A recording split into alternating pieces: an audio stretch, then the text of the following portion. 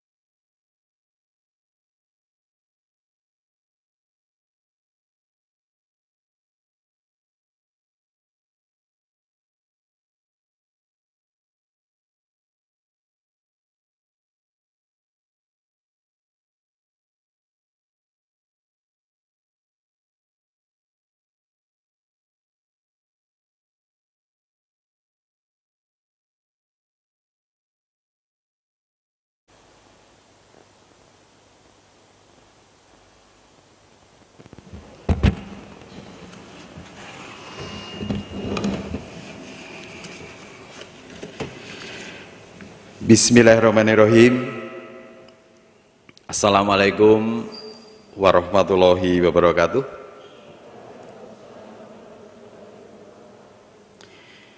Good morning, everybody. Excellencies, honorable guests, participants who are in this room and attend this seminar through their virtual screen. It is my pleasure to welcome you in this particular occasion on the first international conference on agriculture, nutraceutical, and food science. We address the topic of praising the tropical nature resources, glorifying biodiversity potential of Nusantara. Or we may call it memetik berkah alam tropika, memuliakan potensi biodiversitas Nusantara. Ladies and gentlemen, Indonesia with around 17,500 islands, stretching 5,000 kilometers along the equator, is one of a few countries with the mega biodiversity on Earth. Indonesia's tropical forests are the third largest in the world, maybe in the fourth right now. And they are central to the country agriculture, economy, environment, and society. It has been a suitable habitat for roughly 10% of all flowering plants, 12% of the world's mammals, 16% of its reptiles and amphibians, and 70% of all bird species, and more than a quarter of all marine and freshwater species. Ladies and gentlemen, however, by the time there are a couple of driving forces and threats to the biodiversity and genetic resources in Indonesia, such as habitat loss, forest degradation, forest fragmentation, and forest conversion to monoculture, climate changes, exotic species, and environmental degradation. These have led to the limitation of natural resources, heading to multi-crisis effect, especially the potency of food access crisis to become a food availability crisis. To ensure that we can afford safe and nutritious food in sufficient quantities to meet our dietary needs and preferences and have a healthy life, we need to increase the resilience of agri-food system. For that, it is paramount to increase productivity sustainably, find innovative solution to tackle inorganic fertilizer supply constraint, reduce food loss and waste, improve food access, increase the use efficiency of our fertilizer through soil nutrition maps, and preserve genetic resources as well. Ladies and gentlemen, I expect this seminar might have contribution to mitigate our people free of hunger through the transformation of agri-food system to be more efficient, inclusive, resilient, and sustainable, to achieve better production, better nutrition, better environment, and a better life for all of us. For those well-known cases, Professor Rohmin Dahuri, President of Indonesia Agriculture Society, Profesor Dr. Anang Legowo, Indonesian Food Technology Expert Association, Bapak Arif Reza, PSD, from the Department of Soil and Water System, College of Agricultural and Life Sciences, University of Idaho, Profesor Dr. Iin Perwati Handayani from Murray State University, United States, and Prof. Heri Sucahyo Utomo from Louisiana State University, and also Prof. Stephen Egero from the sunny Buffalo State, New York, United States. I would like to recognize the role of their outstanding expertise and cooperation. I would also like to express my gratitude to all parties who are willing to attend and participate in this seminar. This academic event would not have been possible without the commitment and effort all of the committees. Thanks the committee for the secretarial support to the conference. To acquire this academic event fruitful, I kindly request Bapak Rektor, who is represented by Vice Rector 1, University of Tidar, to officially open this seminar. Thank you. Wassalamualaikum warahmatullahi wabarakatuh.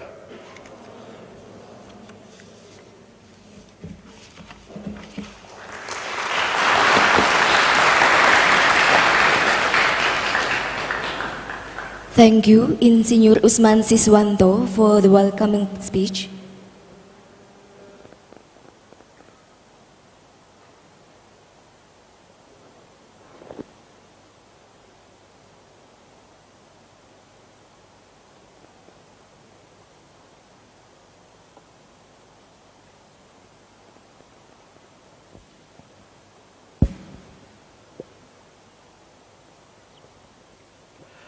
Excellencies, participants, ladies and gentlemen, now we are going to listen to the opening speech delivered by the Vice Rector 1 of Universitas Tidar, who will also officially open the conference. Please warm welcome to Professor Dr. Suyitno, Sarjana Teknik, Master of Science. Professor Dr. Suyitno, the floor is yours.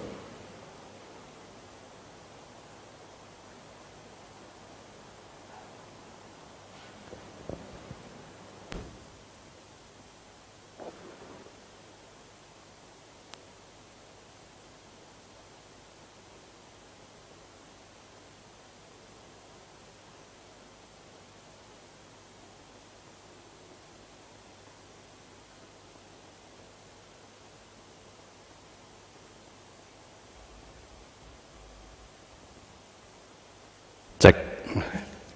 Assalamualaikum warahmatullahi wabarakatuh. Ladies and gentlemen,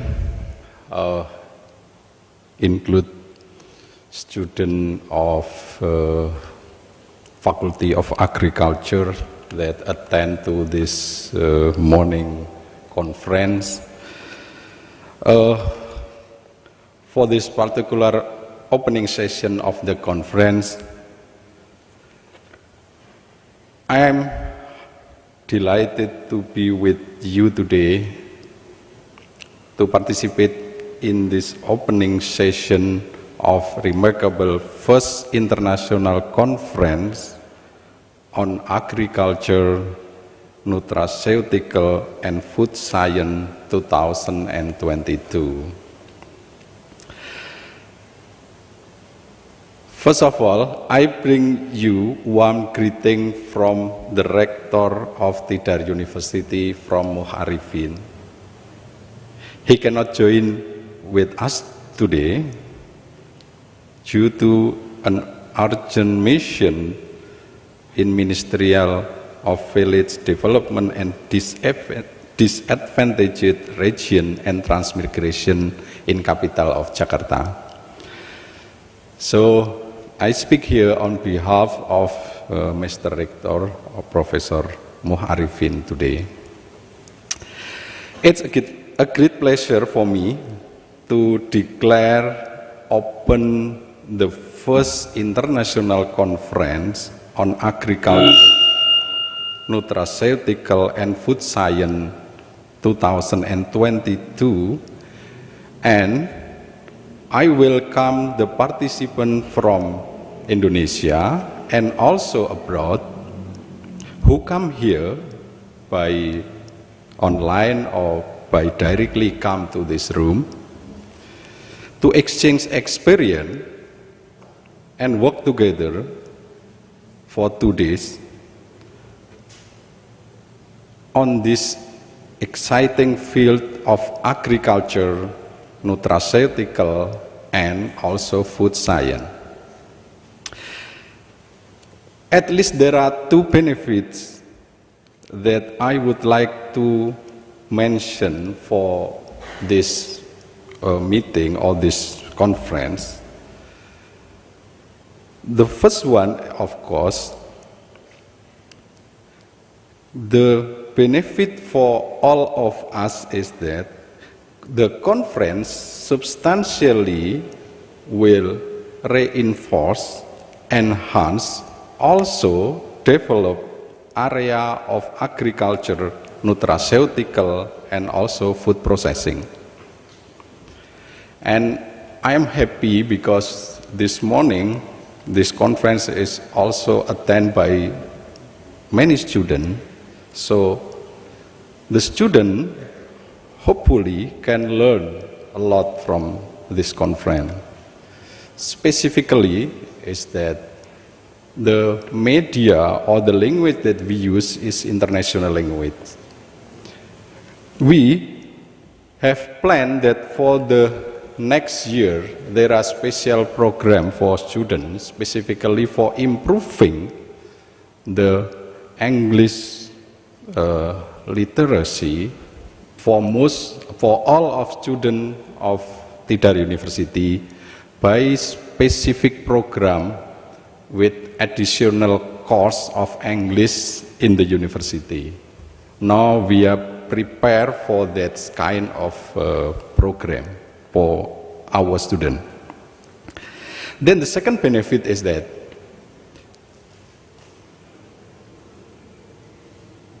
most of us agree that there are still many problems, specifically on food and health. That is to feel that so many problems that we have to solve. So the benefit of this conference, I hope we can be part of problem solver in the field of food and health. So I hope with these 2 benefits of this conference, I think this conference will be very interesting, useful, and of course hopefully we can make this conference is not only the first one, but there are second, third, fourth, and so on. And then I convinced that the committee has prepared the conference with specific agenda, with clear direction of the conference. So I hope the direction or the aim of the conference can be achieved by the committee. I would not to mention the invited speaker who are kindly joined to this conference, because Mr. Usman or the Dean of Faculty already mentioned all of the invited speaker for this conference. Finally, I congratulate to the Faculty of Agriculture on the organization of this splendid international conference, and I wish you all, us all, the very best for a most successful meeting. And let me open this conference by wishing you a delightful and stimulating meeting, and I hope success for all of you and success for the conference of this morning. Thank you. Wassalamualaikum warahmatullahi wabarakatuh.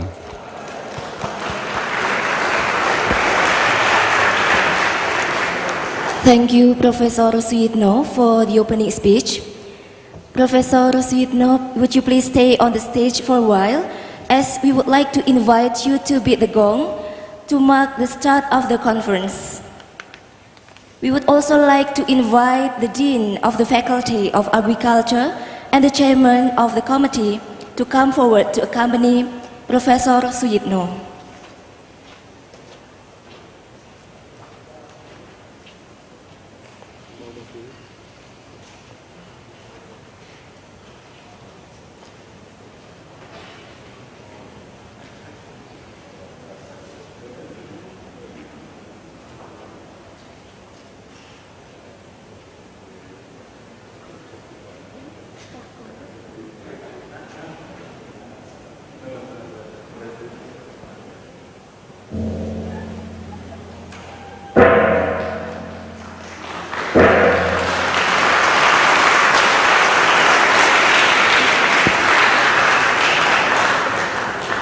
By beating the gong, the first international conference on agricultural, nutraceutical and food science 2022 is officially opened.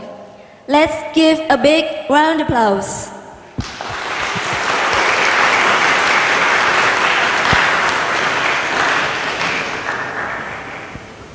Thank you, Professor Suyitno, for officially opening the conference.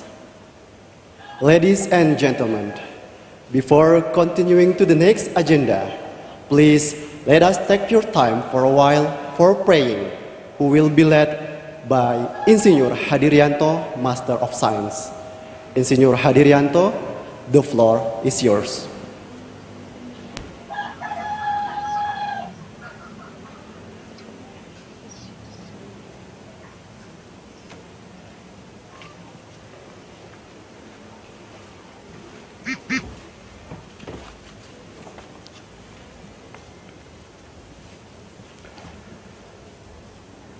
Assalamualaikum warahmatullahi wabarakatuh.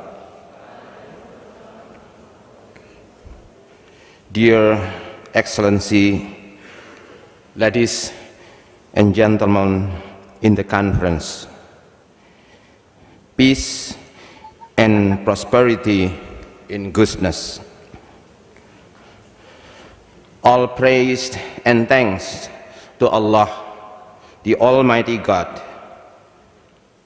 Peace be upon the great Prophet Muhammad sallallahu alaihi wasallam.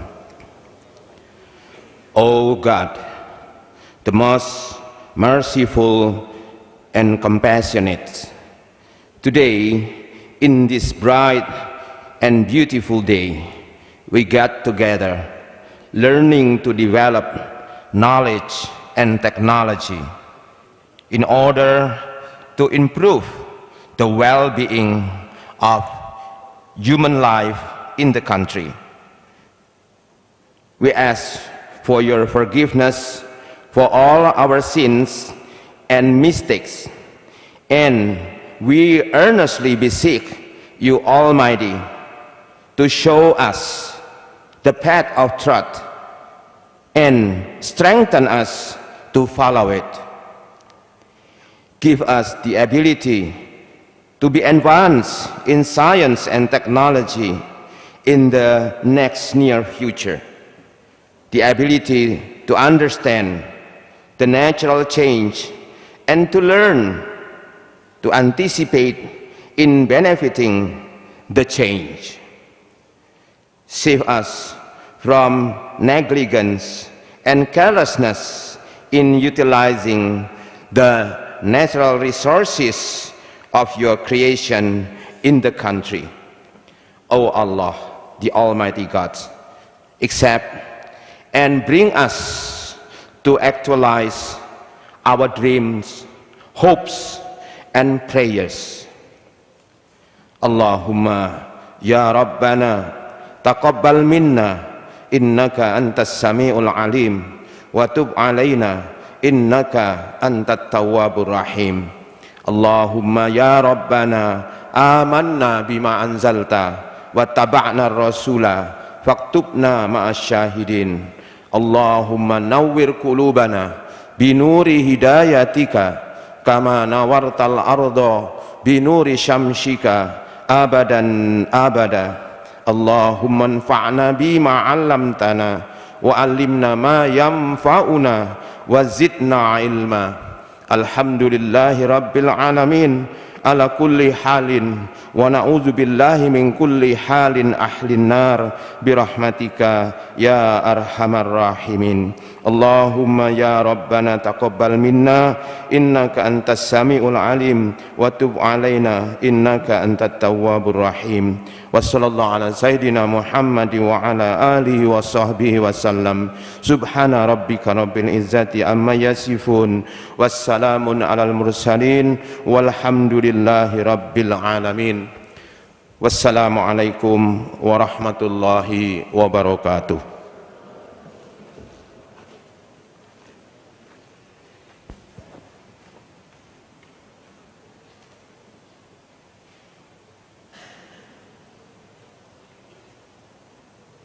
Thank you, Insinyur Hadirianto, for the prayer. Ladies and gentlemen, in this lovely morning, now we'd like to present to you the special performance by Untida Dance Teams, which will perform a traditional dance, the Gembyong Dance. Ladies and gentlemen, please join me in welcoming Untida Dance Team.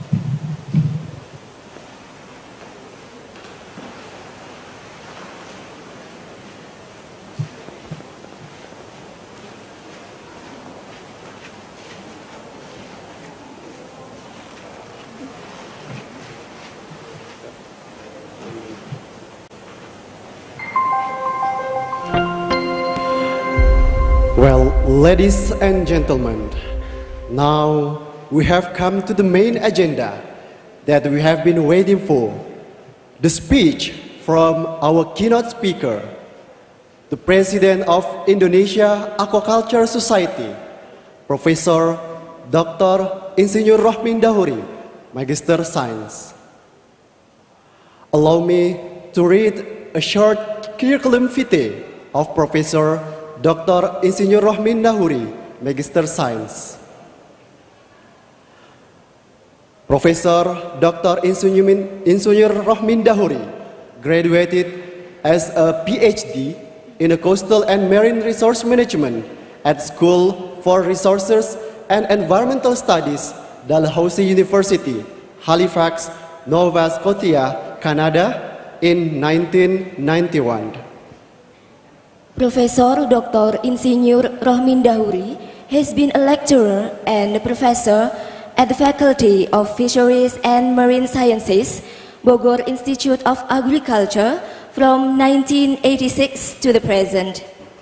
He was appointed as the Minister of Marine Affairs and Fisheries, Republic of Indonesia in 2001 to 2004.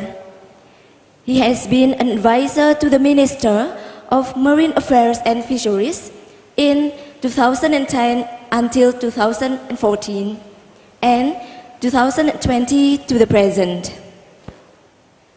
Professor Dr. Insinyur Rohmin Dahuri has been the President of Indonesia Aquaculture Society since 2010 to the present, and he writes many books and papers in the field of coastal and ocean management, aquaculture, science and technology, education, and economic development, published by both Indonesian and international journals. Professor Rohmin Dahuri, now we invite you to deliver your keynote speech. So, Professor Rohmin Dahuri, the floor is yours. Thank you, Mas Rizal. Bismillahirrahmanirrahim. Assalamualaikum warahmatullahi wabarakatuh. May God peace, mercy and blessing be upon us all.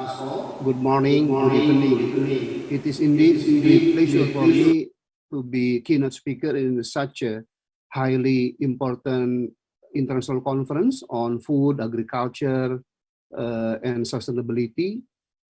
And I would like to express my gratitude to the rector of Tidar University, the dean of Faculty of Agriculture, distinguished speakers, especially I meet with my old friend, Professor Hairutomo from Louisiana State University, Ibu Puji, and also my colleague from Korea, Professor Jang. Actually, I'm right now at the Lotte Hotel Seoul because yesterday I just attended the international seminar in Shinhan University. So right now I'm speaking from the room in Lotte Hotel, what we call Seoul. Let me directly share my keynote speech.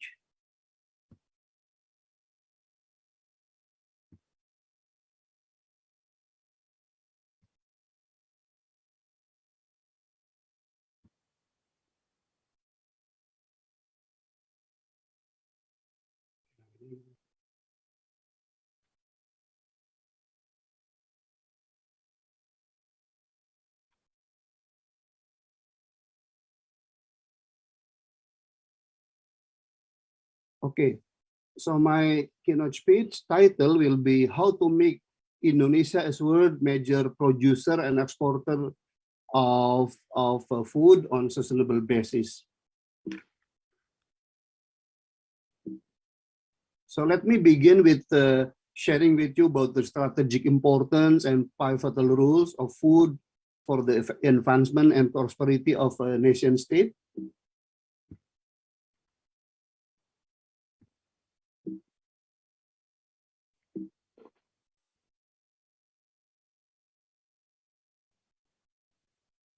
Okay, the first reason is, as we know of, that food is actually essential basic human needs. Yeah?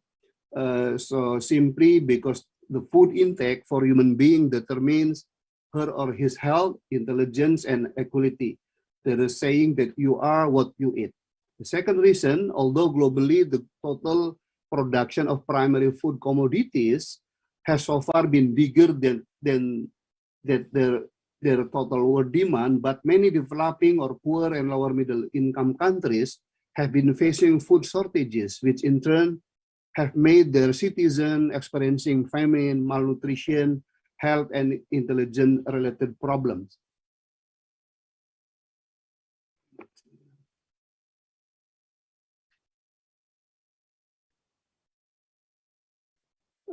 On the other hand, the supply capacity of our Earth in terms of production tend to be stagnated or decreasing because so many reasons, geopolitical tensions, especially the recent war between Russia and Ukraine, and other what we call causes like environmental degradation and global warming. As you know of that some 20 countries have limited or stopped their food export in order to secure their own food security.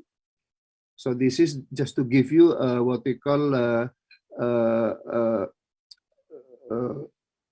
understanding that there is a research if the temperature of our Earth increased by 1 degree Celsius, then the capacity of our Earth to produce food will be decreasing by 10%. So this is kind of alarming situation. The demand keep increasing, and at the same time, the supply capacity of food decreasing. Yeah?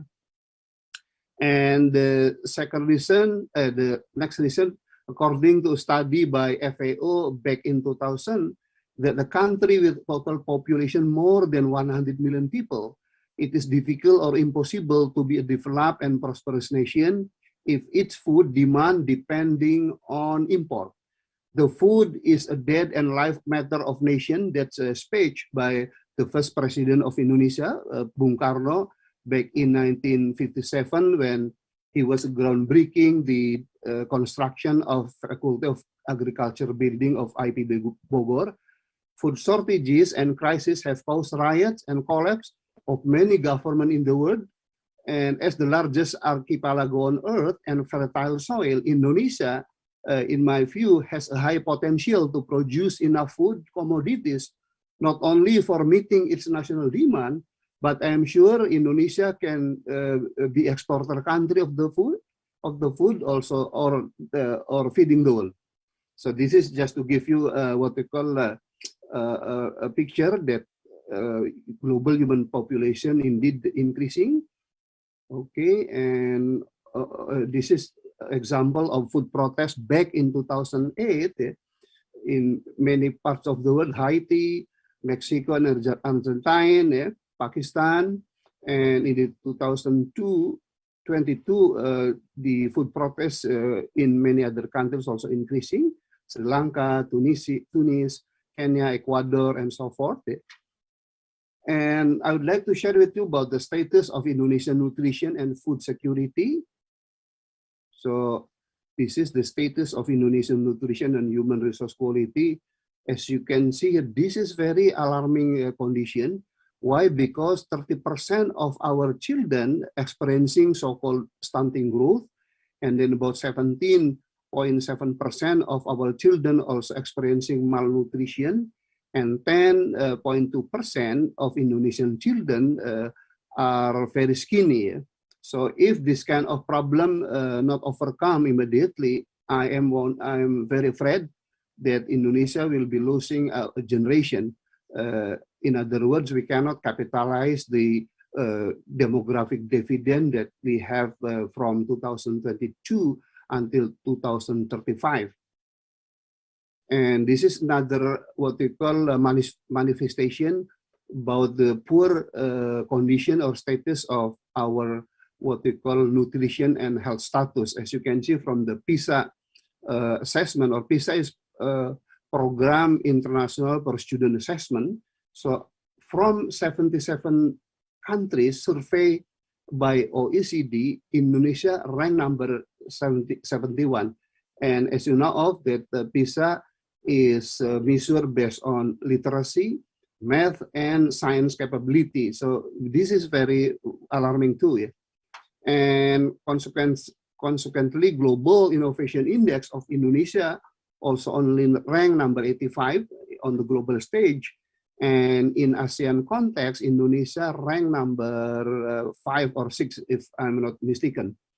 So the Global Competitiveness Index of Indonesia also in the mid-level or lower, yeah? And then the accumulation of all what we call low status of nutrition and health of Indonesia put Indonesia in terms of human development index only 0.7. As we know of that the one of the requirement for a nation to be developed and prosperous country, the human development index must be higher than 0.8 or 80%. Yeah? So this is also a homework for Indonesian nation. So how about the status of Indonesian food security? This is also very embarrassing, yeah? Because Indonesia status in terms of food security only rank number 69, yeah? Even lower than Brazil and China. This is the what they call the indicators of food security reflected in accessibility, availability, food quality and safety, and the availability of natural resources. This is the map indicating about the vulnerability of Indonesia from what we call food security. So this is the situation about food import of 6 commodities from rice or beras, sugar, gula, gandum, wheat, garam, salt, kedelai, soybean, and sayur is vegetable. So increase from 20.6 million in 2017 become 22.2 million tons in 2020. And this is just to give you another side of the coin that not all food commodities in Indonesia in terms of balance of trade negative, but in terms of fish commodities, the balance of trade of Indonesia is surplus very significantly. I just want briefly to show you about the potential and production of food in Indonesia. So as you know, Indonesia is the largest archipelago on earth. Yeah, more than 17,000 islands we have. And then we have the second longest coastline on earth, which is about 100,000 kilometers. But as you can see from this map, 70% of Indonesian area is in the form of sea. Yeah? Only 23% in the form of land or terrestrial ecosystem. But we have a good news that Indonesia is one of the largest biodiversity on earth. In terms of marine biodiversity, of course, Indonesia is number 1 on earth. But in terms of terrestrial biodiversity, Indonesia ranked number 2 or number 3 in the world after Brazil and other country. As you can see from this figure that one of the function of biodiversity, of course, is a source of food security, because the basis of food production is actually on biodiversity, be it on genetic, species, or ecosystem levels. So just to show you about the what we call biological diversity of Indonesian islands over here, we have also throughful current, which make Indonesia like a gigantic nutrient trap in the Indonesian sea waters, because the what we call the through flow current from Pacific and Indian Ocean back and forth almost on real-time basis. This is just to give you what we call a picture that Indonesia indeed the greatest biodiversity on earth. Eh? So this is the rank of biodiversity of Indonesia: mangrove number 1, coral reef number 2, and so forth and so forth. But here is about the food crop. In terms of rice, Indonesia the 4th largest producer of rice, and we are certainly the largest producer of palm oil or CPO, coconut, clove, and so forth. So potentially, in short, Indonesia has what we call greatest chance to be world major producers of food and also the exporter of food. This is the land use of Indonesia with respect to forest and non-forest area. Non-forest area, I mean, divided into food crop, plantation, animal husbandry, and aquaculture. So this is to just to give you the potential production of fish. So in fact, Indonesia has the largest production potential of fish, which is about 115.6 million metric ton per year, right?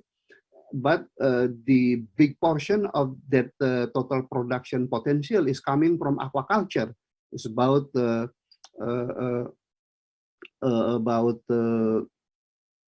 almost 100.06 million metric ton per year, while from captured fisheries or wild caught, we have only 15.6 million metric ton per year.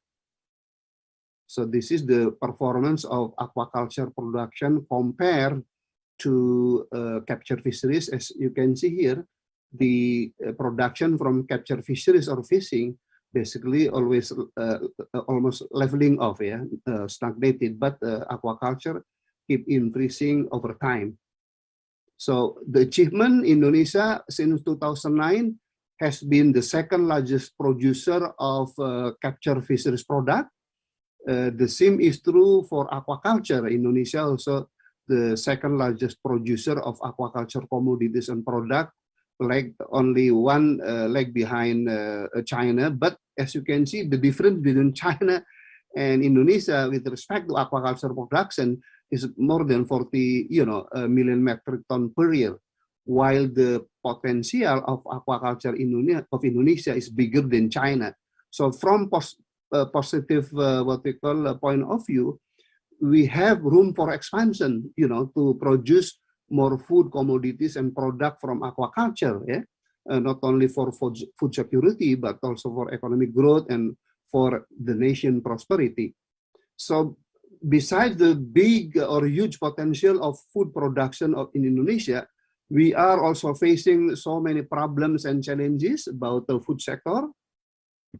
Number one, in my view, is that the majority of farmer, fishermen, and other producer of food still live under poverty line or still poor. Most of business unit in agriculture, aquaculture, and other food producing sector are small scale and traditional, which do not implement economic of scale, integrated supply chain management system, state-of-the-art technology like Industry 4.0 technology, and sustainable development principle. Consequently, they are low productivity, less efficient, less competitive, and sadly is less sustainable.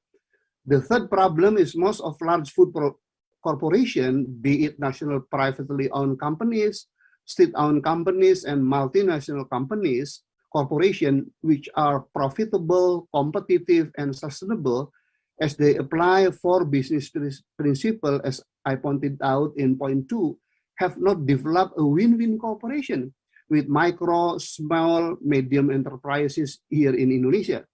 So this is the data showing that the prosperity of our farmers declining over time. This is the what we call the average income of Indonesian people according to the livelihood. As you can see, agriculture is only 1.9 million rupiah per month per person, while the average income of Indonesian what we call workers or buruh is 2.76 million rupiah per month per person. So the average income of farmers' family in Indonesia is much lower than the what they call the workers in national context. So this is the poverty based on what we call economic sector. Indeed, in agriculture, about 51% of the what we call farmers, fishermen, and other food producers still live below poverty line. The fourth problem is that the the largest portion of profit margin in food business is enjoyed by the processor and traders, not by farmers, fishermen, and other food commodity producer or on-farm activity. The fifth problem is lack of processing and packaging industry. The majority of food commodities are sold in the form of raw materials for both domestic and global markets. Consequently, no added values, lower durability, and more difficult to be transported, and no or less multiplier effect. Sixth problem, the area of agricultural land, particularly in Java Island, has been decreasing due to conversion into housing, industrial estate, infrastructure, and other land uses. Consequently, land-to-man ratio declining and production volume of certain commodities also decreasing. This is the data showing that the decrease or loss of rice field area from 1990 to 2019 is about 400,000 hectares per year. It's very what we call a serious problem here. And then the separate problem is that the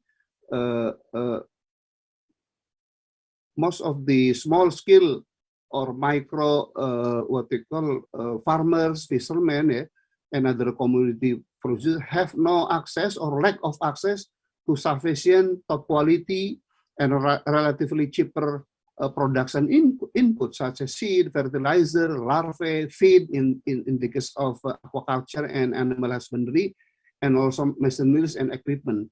8 problems, we have shortages and increasing price of feed, quality feed, larvae and feed, whereas more than 60% of the total production cost of farming, aquaculture, animal husbandry, and other on-farm businesses are for seed, larvae, and or feed.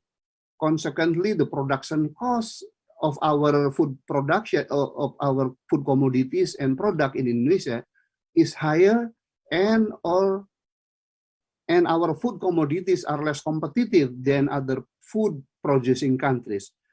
The ninth problem is no market assurance for food commodities produced by micro and small scale farmers, fishermen, and other food commodity producers. Consequently, the price of food commodities is very fluctuated, and farmers and fishermen got lower prices.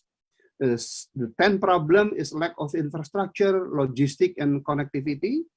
This is very important. The problem number 11. Indonesia, we have so-called food mafia. Food mafia is a group of individual, both Indonesian and foreign people, who just seek for their own profit, without considering the national interest, without considering the interest of farmers, fishermen, and other food producers in Indonesia. So although the total production of food already bigger than national demand, and yet they keep importing the food in collaboration and coalition with government bureaucrats. This is the thing that we have to eradicate it. We have to combat this kind of what we call food mafia. The 12th problem is that the fact that the interest rate of bank loans is very high, and the loan requirements are more complicated for investment and business in food sector in Indonesia compared with other countries. The 13th problem is the quality of human resources, I must admit, needs to be improved. And last but not least, political economic policies, including monetary, fiscal, export-import policies, investment climate, up to now is less conducive compared to other what we call food producing countries like Thailand, Vietnam, China, and so forth. So this is to give you what we call an example that Indonesian interest rate of bank is indeed one of the highest in the world. As you can see, Indonesia bank interest rate is 10.5, while Vietnam, Thailand's only 7.6, and Thailand 3.3. So the cost of fund in Indonesia is indeed one of the highest in the world. So it is very difficult for our farmers and fishermen to compete with their peers in neighboring countries like Vietnam, Thailand, China, even Korea.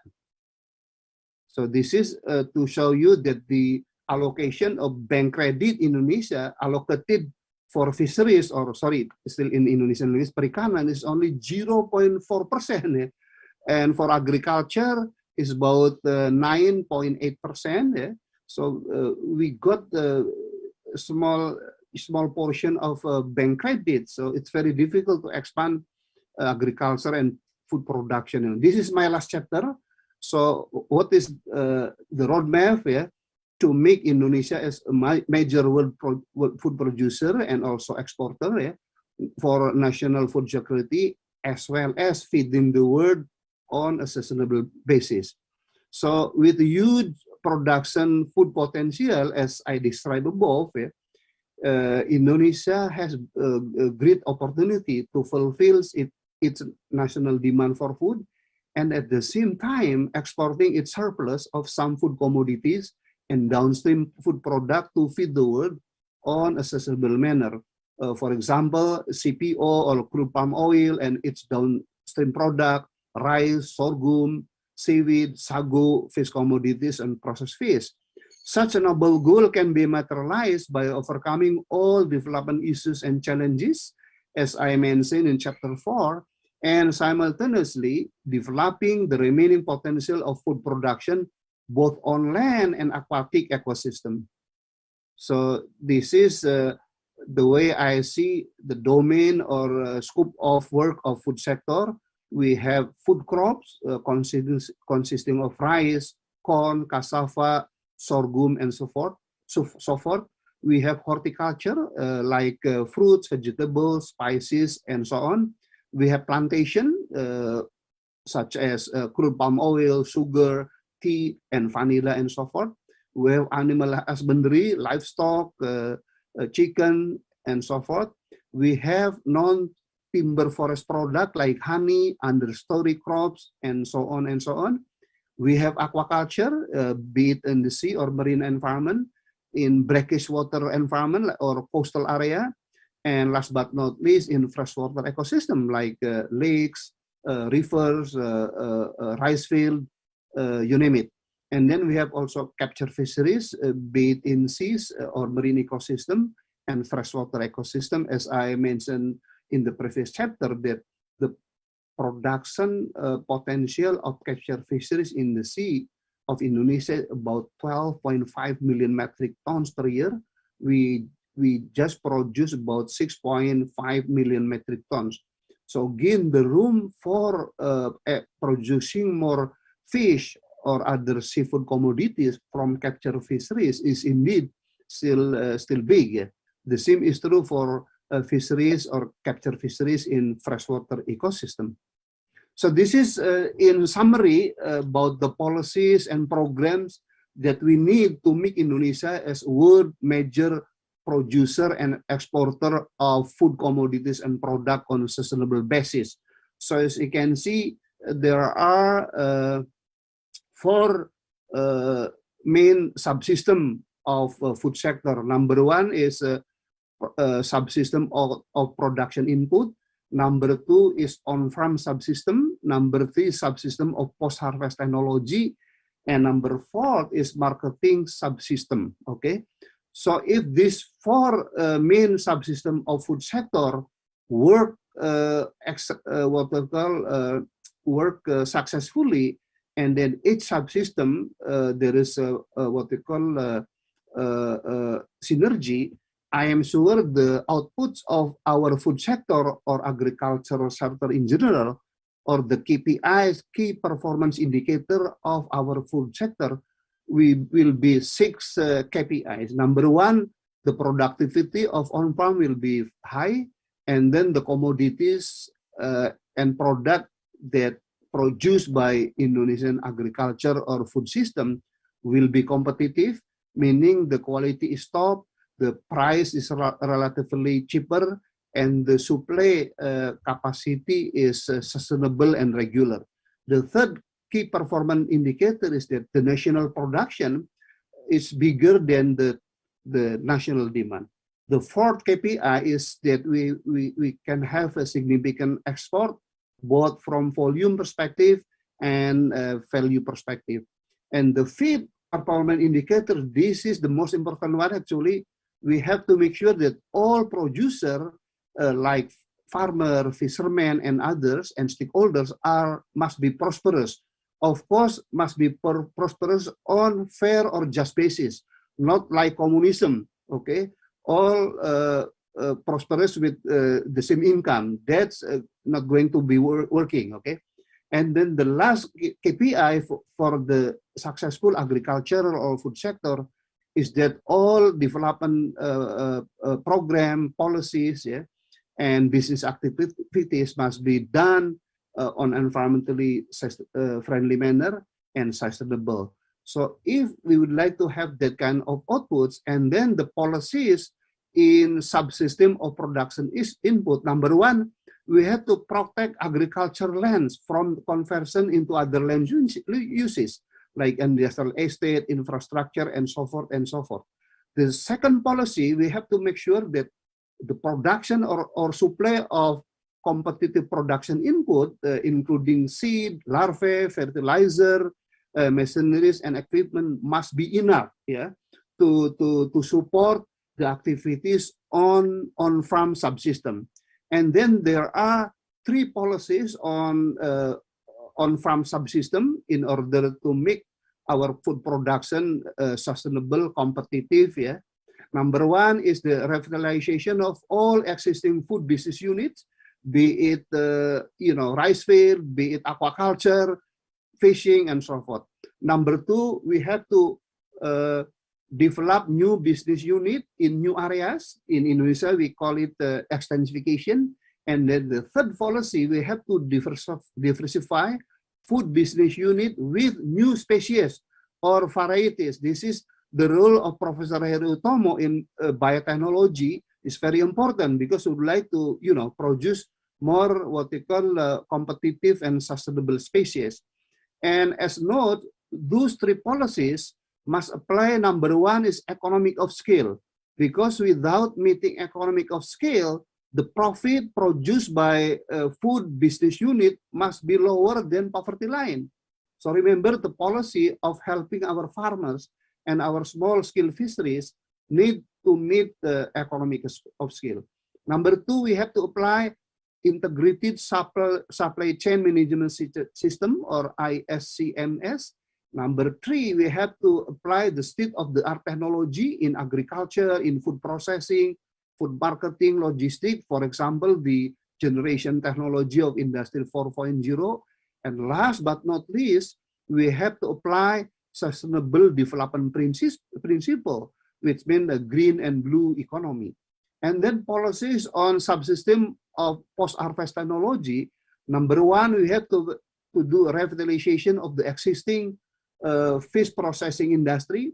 Number two, we have to develop the new ones. And number three, this is very important, we have to establish cooperation between producer of food commodities like farmer, fishermen, and others with the processor and traders. Right now, lack of coordination, lack of operation. So we face the dilemmatic situation. Food processor Indonesia always complain to me, always complain to government, Parwamin, look, we don't get enough raw materials from farmers and fishermen. And on the other hand, fishermen and farmers also complain to me, to the government, Parwamin, we cannot sell our harvest. We cannot sell our catch. So this is embarrassing actually. We have to establish cooperation between, once again, producer of food commodities and the processor of food commodities as well as trader. The policies on the fourth main subsystem, which is marketing, through various innovative promotion, marketing, and diplomacy, we have to strengthen and enhance our markets in both domestic and global markets, okay? And then the other subsystem, which I call it supporting subsystem, like infrastructure, logistics, and connectivity, which is the responsibility of Ministry of Public Works, Pak Basuki, and the responsibility of the Minister of Transport, Pak Budi Budi Karya.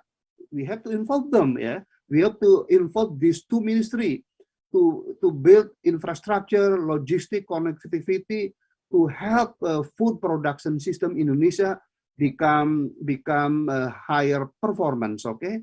And then the policy of export and import. My advice is that we have to stop import. If we know exactly that certain commodity of food, its production, national production, okay, it's much bigger or bigger than the national demand, okay? So we have to stop import of that kind of food commodity. We can import, okay, food commodities if we cannot produce the commodities, for example, like salmon, okay, fish meal, because 80% of fish meal in the world produced by Peru because of the abundance of anchovita species, okay? And then we have to make sure that agriculture or food business unit should have highest bargaining position in the spatial planning of Indonesia, be it at kabupaten or regency level, provincial level, most importantly in national level. We have to do pollution control by using zero waste technology, by applying reduce, recycle,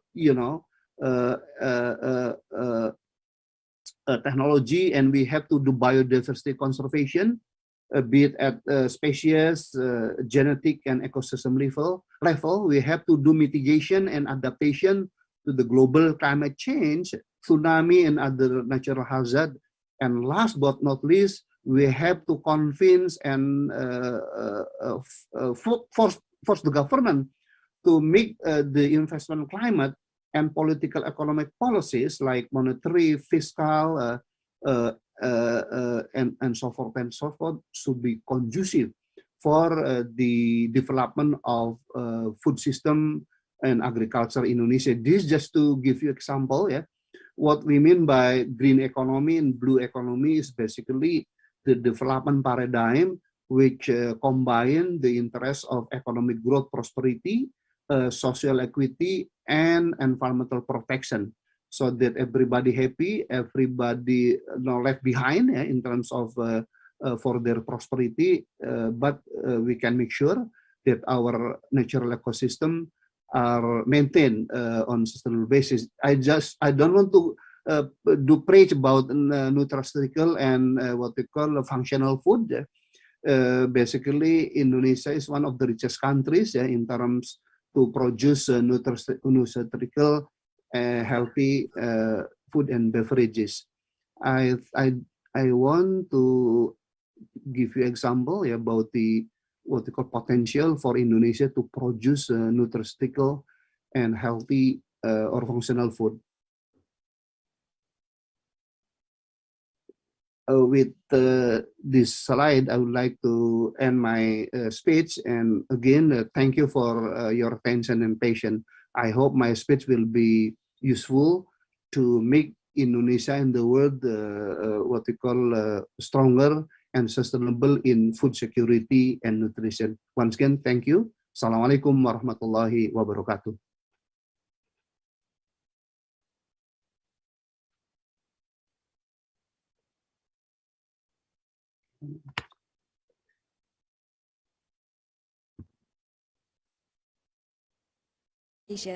And we hope you have a safe flight back to Indonesia. Thank you so much. My flight actually at 3:30 p.m. So I have to be in rush 15 minutes from now. Thank you so much for all distinguished speakers, my colleagues, my best friend, and I hope Indonesia and the world will be better in the future. Thank you so much. Amin. Thank you. Thank you very so much, Professor Dr. Rohmin Dahuri. Ladies and gentlemen, we are going to continue our session with the plenary speakers. Here we have the first plenary speaker, the advisor of the Association of Indonesian and Food Technology Experts, Professor Dr. Insinyur Anang Muhammad Legowo, Master of Science. The second plenary speaker, the head of the Agricultural and Food Research Organization of the National Research and Innovation Agency, Puji Lestari, Sarjana Pertanian, Magister Science, Doctor of Philosophy. And the third plenary speaker, Arif Reza, Doctor of Philosophy from University of Idaho, United States of America. The presentation will be followed by the discussion plenary, and the session will be moderated by Dodi Houston Bilhak, Sarjana Peternakan, Master of Science. Before beginning the session, allow me to read the curriculum vitae of the moderator. Bapak Dodi lives in Magelang. He's a lecturer and a researcher in the Animal Husbandry Department, the Faculty of Agriculture, Universitas Tidar. He obtained his bachelor degree from Universitas Gajah Mada, Indonesia, and master degree from Kangwon National University, South Korea. Bapak Dodi, the floor is yours.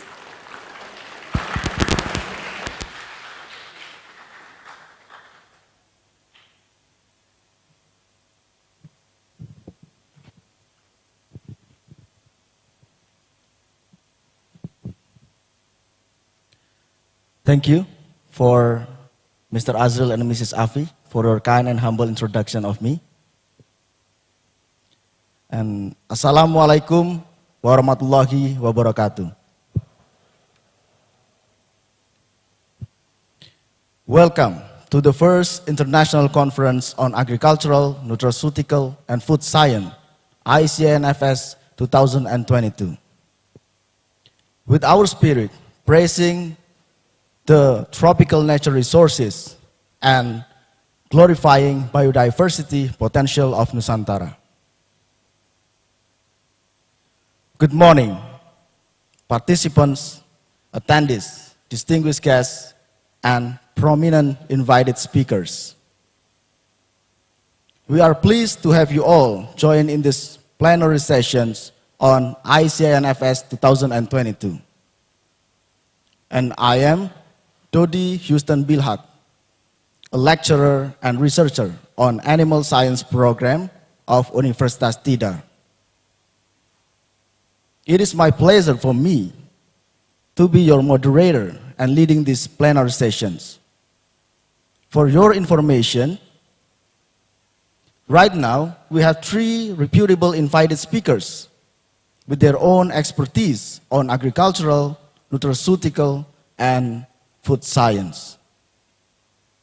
Those speakers are Professor Dr. Insinyur Anang Muhammad Legowo, Master of Science, and Mrs. Uci Lestari, Sarjana Pertanian, Master of Science and Doctor of Philosophy. And the third, Mr. Arif Reza, Doctor of Philosophy. Without further ado, we will begin shortly, but I would like to inform you the guidance conference. The speaker in the session will have 35-minute presentation. In order to be considerate and respectful to everyone attending and presenting, all online attendees are muted. After all of the presentation are over, we will have a designated time for your question in the parallel discussion for about 30 minutes. So I encourage you to engage with our speaker and share your thought and question with all of us. For everyone here in the auditorium, if you have any question for our speaker during the discussion session, please raise your hand. And those attending online, during the discussion session, you can raise your hand by clicking the icon on your Zoom screen. Then click the raise hand and raise your hand virtually. Now, moving on to our first session. It is my honor to introduce Professor Dr. Insinyur Anang Muhammad Legowo, Master of Science, who is an expert and researcher of Indonesian Technology Expert Association. Good morning, Ms. Professor Anang. Good morning, Mr. Tadi. How have you been doing? Uh, Thank you. Thank you, Professor Anang, for having the time with us today. And I hope this collaboration will be long-lasting between Professor Anang with Universitas Tidar. Professor, may I read your curriculum vitae? Okay, please allow me to read the curriculum vitae of Professor Anang. His specialization in food science and technology. For his educational background, he took bachelor degree in agricultural products processing technology in Faculty of Agriculture, Gajah Mada University. And he continued his master degree on food science and technology in Faculty of Agriculture, Kagawa University, Japan. For his doctoral program, he took food science and he graduated in the United Graduate School of Agriculture Science, Ehime University, Japan. And talking about his research, career, and reputation, he has quite high index. On Scopus Index, he has 8 points. And on Google Scholar Index, he has 19 points. Maybe I would like to read several of his recent publication title, such as Rate of Physical Appearance Changes on Yellowness in Salads during preservation in room storage. And the effect of kefir spirulinization, glycemic status, and antioxidant activity, and hyperglycemic rate. I'm sorry, I cannot read one by one of his publication title because of too many publications from Professor Anang. And without further ado, please welcome Professor Dr. Insinyur Anang Muhammad Legowo. Please give big round of applause.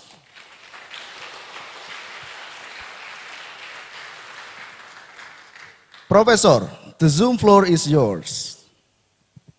Okay, thank you, Mr. Tadi. Assalamualaikum warahmatullahi wabarakatuh. Good morning, ladies and gentlemen, distinguished guests, speakers, and all participants.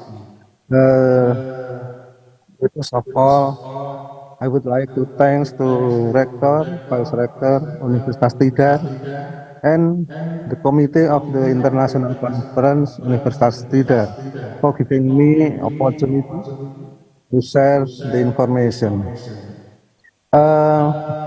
My topic of the presentation is the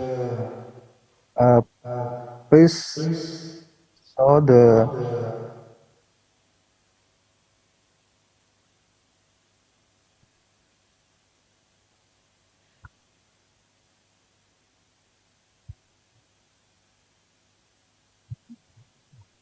yes. Okay. Is nutraceutical and functional foods based on local resources. Next slide, please. Okay. Based on Indonesia National Law number 18, 2012 concerning food, at least Indonesia have two big programs that are food sovereignty and food security.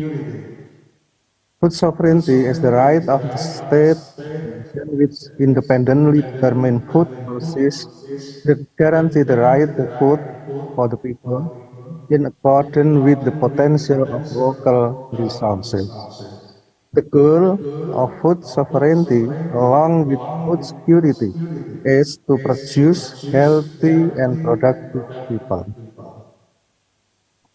Indonesia is masih global country. The population about 276 million and consisting of 34 provinces and various ethnic groups, estimated about 600 and more, along with multiple cultures and lifestyle. Indonesia is rich in natural resources, including food, but not all of these resources are used optimally. Along with the progress of the times, science and technology, as well as information around the world, the level of consumer knowledge and concern for the types of food to be consumed is increasing.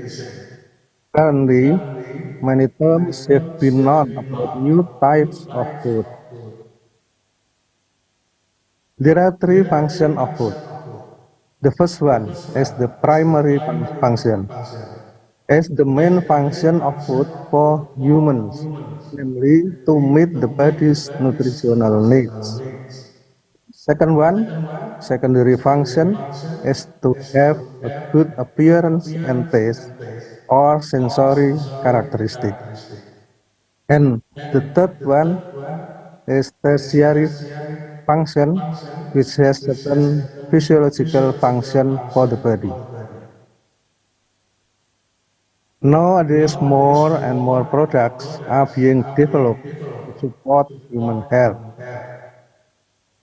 Products developed mainly based on the tertiary function of food are known as nutraceutical. This term was derived from the words nutrition and pharmaceutical. Products that are developed based on the three functions of food are known as functional foods.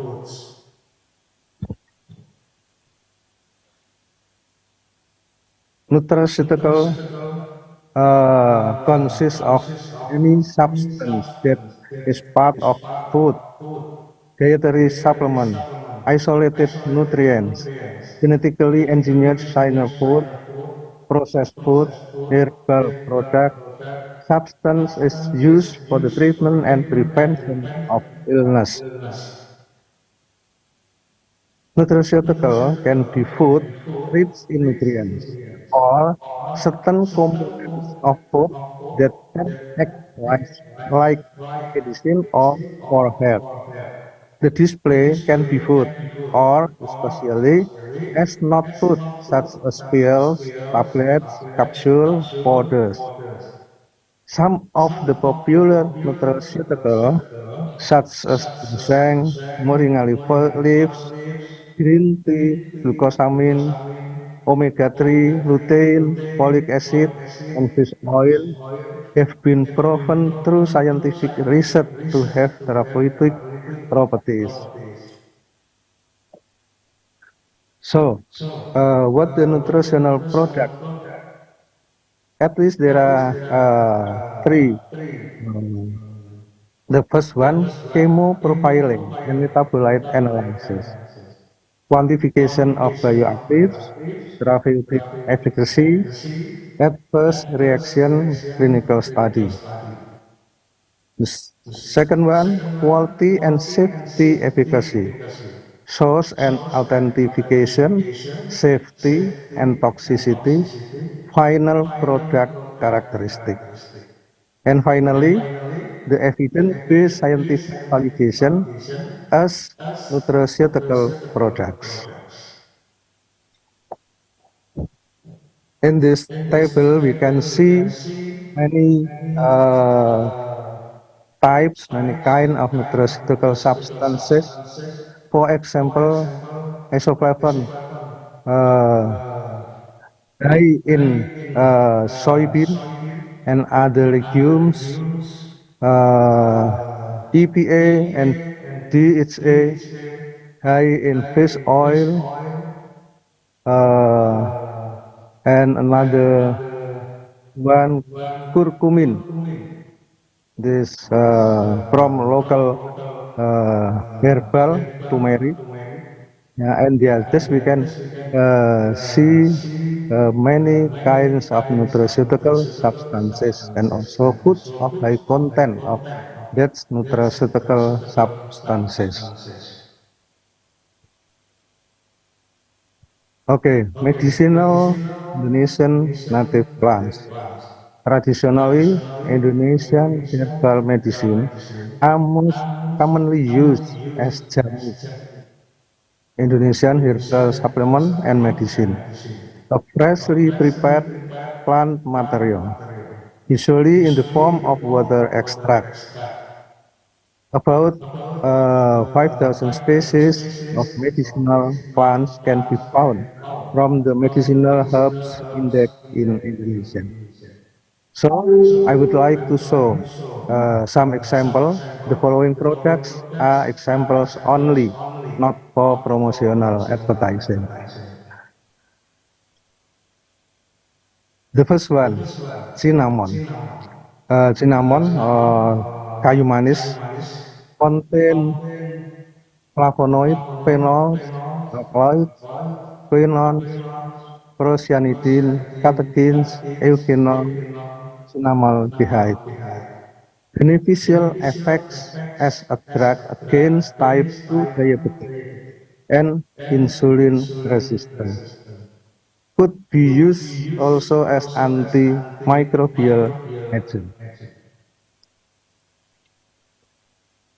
Then green chili leaves, high in chlorophyll, alkaloids, serandin, dimethyl tetrandin, polyphenol, flavonoid, and flavonoid.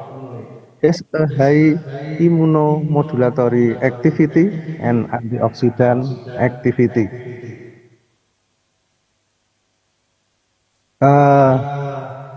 Temulawak, anti-inflammatory, antibacterial, antioxidative, nephroprotective, anti-tumor, and hepatoprotective activities.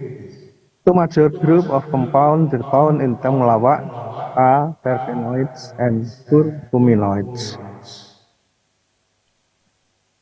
And then kayu secang, rich in phenolic component, antioxidant component, good for blood circulation, for analgesic and anti-inflammatory potential.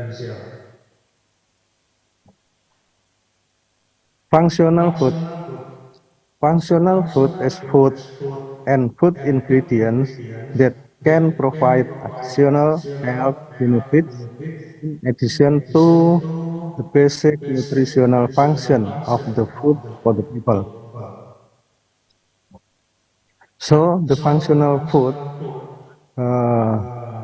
which naturally or has been processed, contains one or more compounds which, based on scientific studies, are considered to have certain physiological functions that are beneficial to health.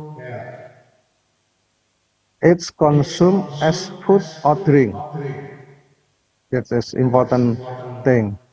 Has sensory characteristic in the form of appearance, color, texture, and taste that can be accepted by consumer. Some physiological function of functional food. The first one, prevention of disease, for example, heart disease, cancer, osteoporosis, etc. Increase endurance, regulation of the state of the physical rhythm of the body, slow down the aging process, to recovery or help restore the body's condition after illness. Some compounds or food components that have physiological function, dietary fiber, oligosaccharide, sugar alcohol, polyunsaturated fatty acids, certain peptides and proteins, glycoside and isoprenoid, polyphenol and isoflavone, choline and lecithin, some lactic acid bacteria, phytosterol, and certain vitamins and minerals. So we can see the position of functional food. Food is source of nutrient. If we consume enough food, we will become healthy. But sometimes we will be sick. But in the stand condition, maybe we have semi-healthy condition. If we get sick, we have to consume medicine. But if we in the state of the semi-healthy, we don't need to consume medicine, but consume the functional foods is enough. Next slide. So the type of functional food, the first based on food source. Plant-based functional food, for example, soybean, tubers, brown rice, tomatoes, garlic, many kinds of fruits, tea, and the second, animal functional food, fish, meat, and milk, and their processed products. That's all based on food source. The second one based on the processing method. One, natural functional food without processing. Fresh fruit and vegetable. Two, traditionally processed functional food. Traditionally processed functional food. For example, tempe atau tempeh. Daddy, enriched yogurt, brown rice, milk, tea, and number three, modern functional food. Food product intended specifically for diabetics or other um, health problem. Okay, tempe. Tempe is an original Indonesia food derived from fermented soybean using sulfur and phosphorus. Tempe has been known as a traditional food originating from Indonesia since early 1060, especially in Japanese culture of eating. Tempe is unique in its texture, flavor, and versatility, where today it is still the most popular soy food. In Indonesia, the average consumption per capita tempe is 0.15 kilo per week. Next. So, tempe is a functional food.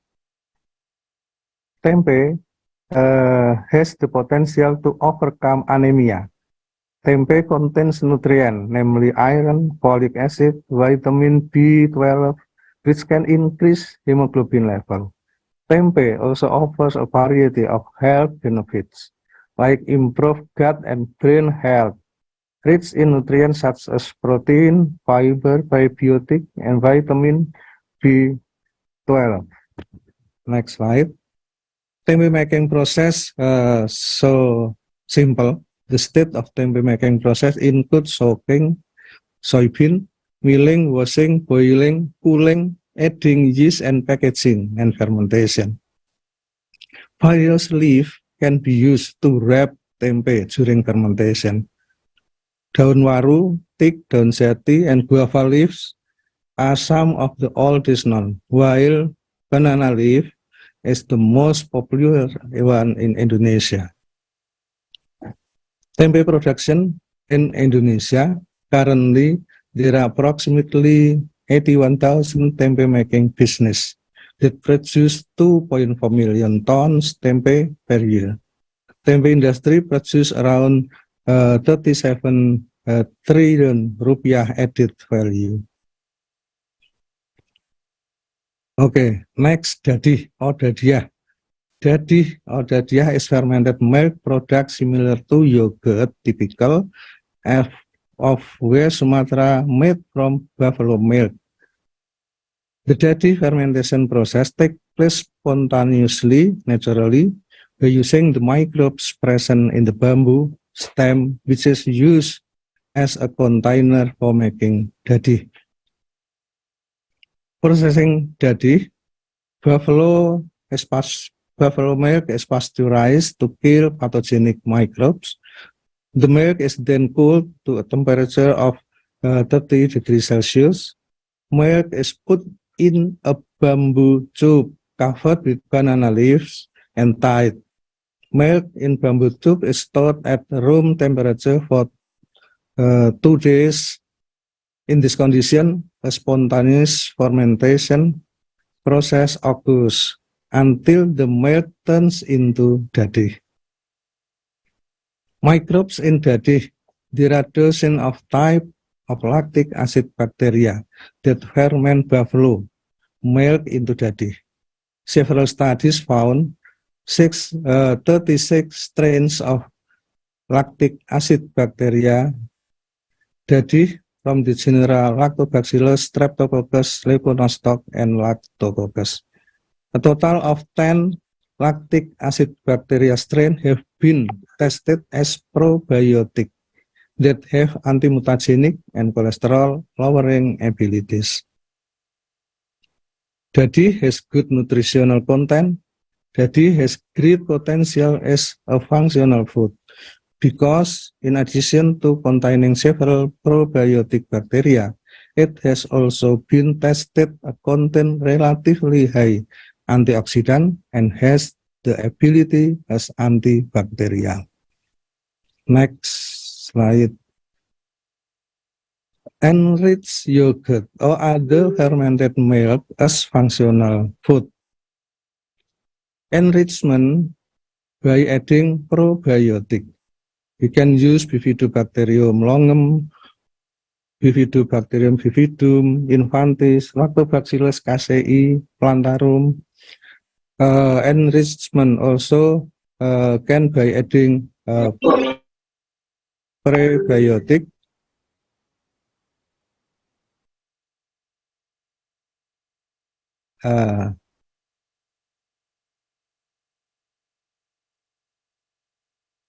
How about the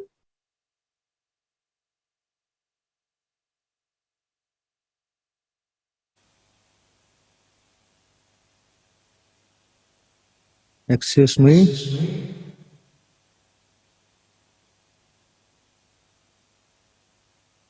I cannot see the PPT.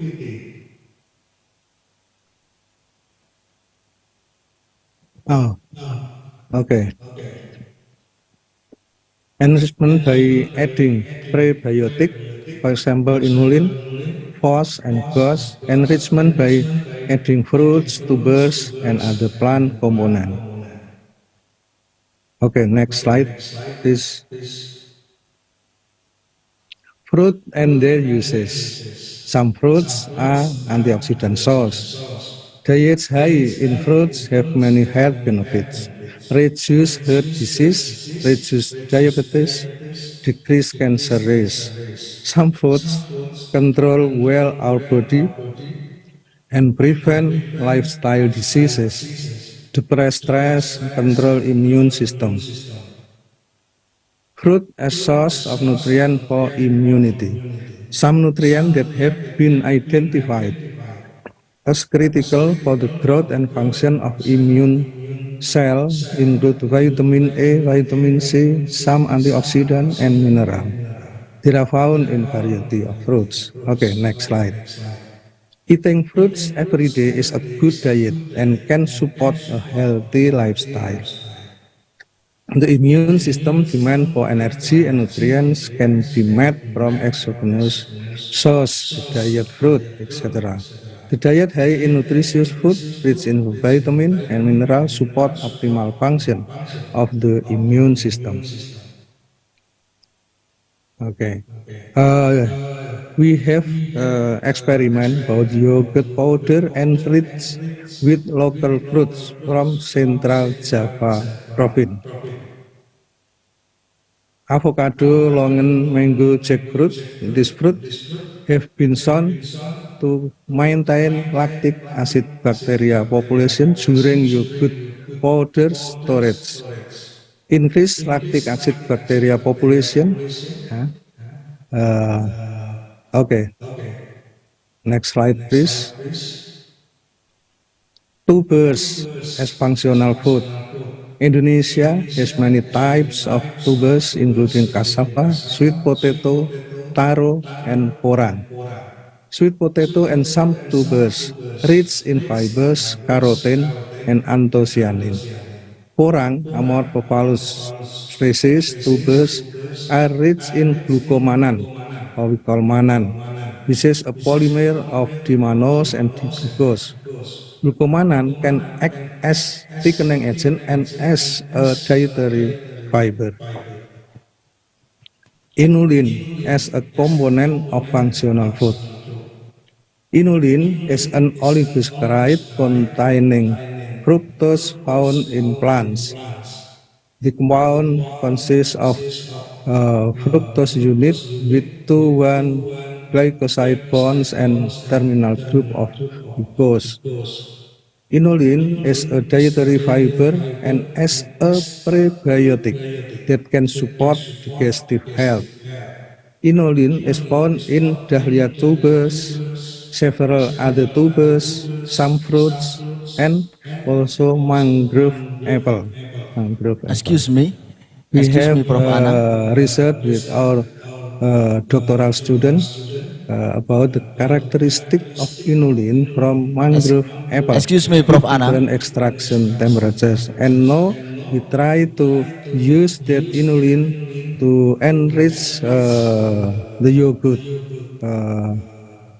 Good Excuse me, Prof. Anang. milk. Can you yogurt. hear me? I'm sorry for interrupting. Okay, next. Due to slide, the limited please. due to the limited times, the rest of your presentation Maybe time is the around last- 10 minutes. The last slide. Thank I you. think, for conclusion, but I cannot see. Okay. The brief conclusion, the first, nutraceutical and functional food have an important role in supporting personal and community health. Indonesia is rich in local resources for nutraceutical and functional foods that need to be developed at present and in the future. Okay, thank you. Billahi taufiq wal hidayah. Assalamualaikum warahmatullahi wabarakatuh. Okay. Thank you so much.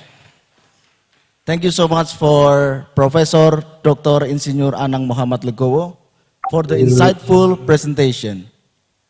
Here, I have noted down a number of useful information and knowledge.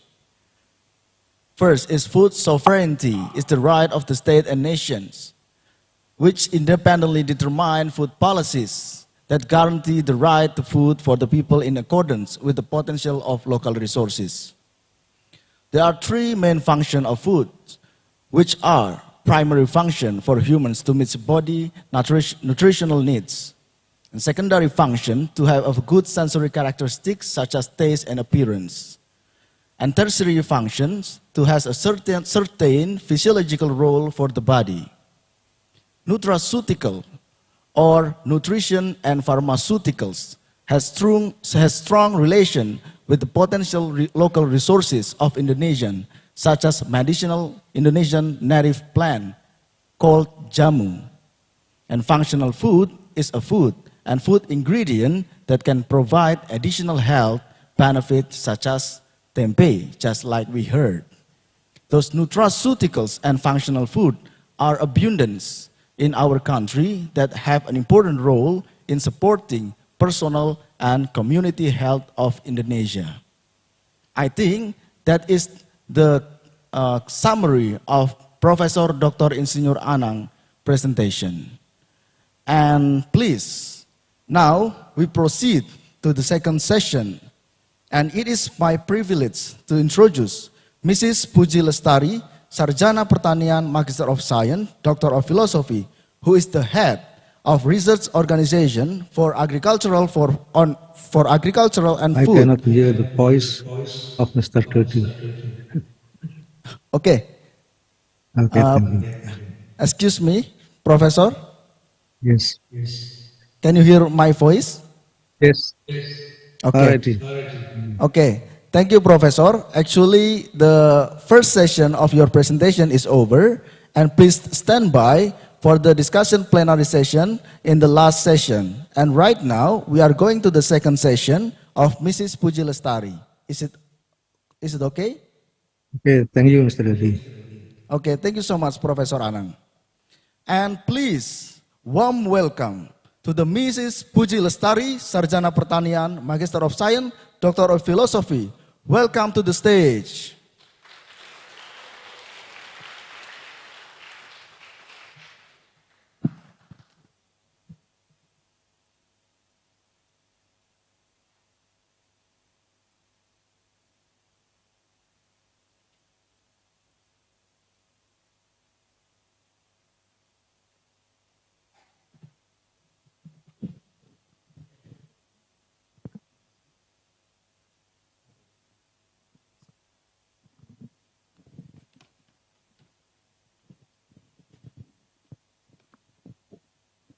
Okay, I think Mrs. Puji Lestari needs some kind of comfort seat, and we just switch the seats.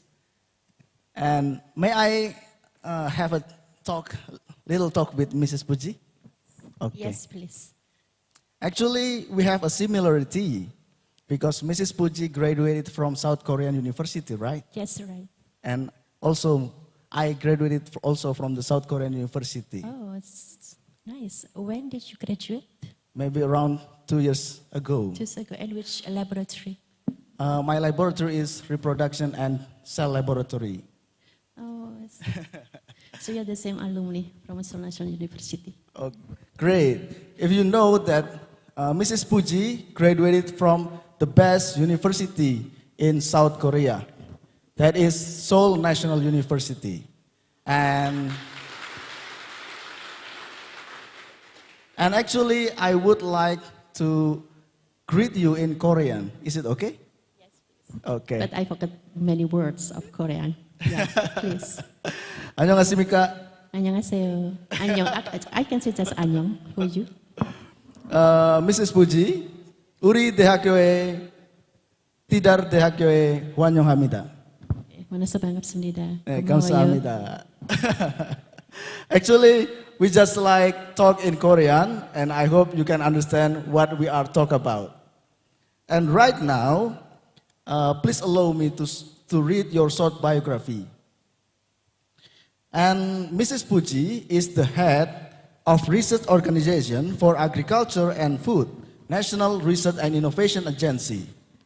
And her educational background, she took bachelor degree in soil science of Bogor Agricultural University and continues in the same university for the master degree.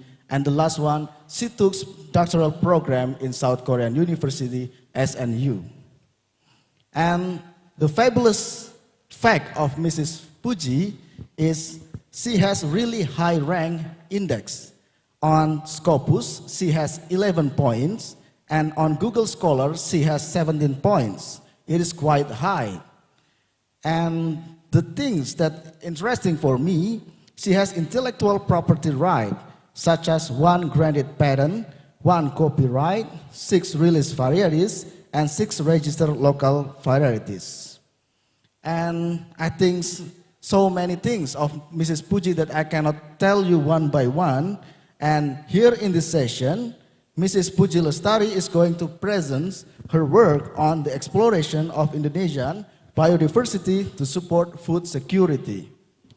And without further ado, please give warm and big round of applause of Mrs. Puji Lestari, Magister of Science and Doctor of Philosophy. And Mrs. Puji, the floor is yours. Thank you. 고마워요, Mas Dodi. Yeah. Can you show the slide of me? Bismillahirrahmanirrahim. Can I just stand up? Yes, of course. Okay. Assalamualaikum warahmatullahi wabarakatuh. Good morning, everyone. First, I would like to convey my gratitude to the Director of Tidar University, represented by Vice Rector 1, Professor Suyatno, and the Dean of Faculty of Agriculture, Mr. Usman Siswanto, MSc PhD. Thank you, Pak. And also colleague from Tidar University, ladies and gentlemen, students who are joining this conference, both offline and online. I would like also to thank the organizing committee to give a BRIN opportunity to be here, especially Research Organization for Agriculture and Food, presenting by me. And today I would like to deliver a talk, just sharing this information about the exploration of Indonesian biodiversity to support food security. Next is I would like to introduce briefly about food security. Next. So how is the definition of food security based on World Food Summit, when all people at all times would have physical and economic access to not only sufficient but safe and nutritious food to meet their dietary need and food.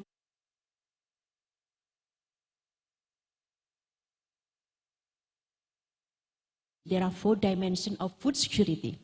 First is physical availability of food, and these are the supply side. It's determined by the level of food production, stock, not only those but also net trade. And the second one is economic and physical access to food. So adequate supply of food doesn't give guarantee of the household level that with security. So this is food access depends on incomes, expenditure, market, and prices in achieving food security. And also food utilization here, this depends on person to person, the way body makes the most of various nutrients in the food. So this involves care and feeding practices, and then food preparation, the diversity of diet and intra-household distribution of food. So interlink between the dimensions that give the stability of the dose for time, and it's in the last dimension, access on a periodic basis, where there's not only political and maybe economic factor also have impact on food security. In contrasting to food security, food insecurity still happen in Indonesia, along with energy crisis, climate change, and loss of biodiversity. Those are a challenge for sustainable development in Indonesia. So those we have to solve all this problem. Next. Back to okay.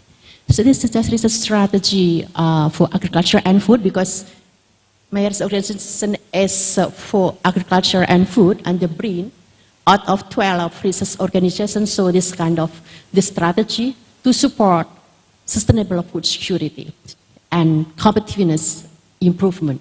First, increasing productivity capacity. We support not only technical ministry, but also NFA, National Food Agency. So this how to increase productivities, because on the national strategic commodity like rice, soybean, and others, also because we still import meat, soybean. So how we increase their productivity, and suboptimal land optimization and extensification technology. We have a lot of swampy land, dry land, and others. So not only for monocroppings, but how we optimize, how we maximize the multi-croppings as well, and management of land resources. And then urban farming technology also one of strategy. Maybe we can use this for verticulture and smart greenhouse, and selection of the right raw material for agro-industry product. The second one is stunting management and control. As you know, the previous speaker mentioned about stunting as well. So here, food crop biofortification, basically there's a process to add micronutrients on food crops using maybe breeding, selective or genetic modification. On rice, corn, others, we do it with this way. And functional food. Pigmented rice with beta-carotene, anthocyanin, rich with fat is an example, and other highly nutritious food. And food fortification technology, how basically this kind of product and being fortified.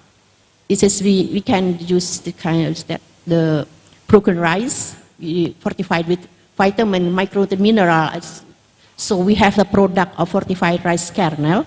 So here is with the vitamin, mineral, and then also others potential ecological resources like cassava, sago could be useful as strategy for food security, and food processing and storage technology to preserve food nutritional value.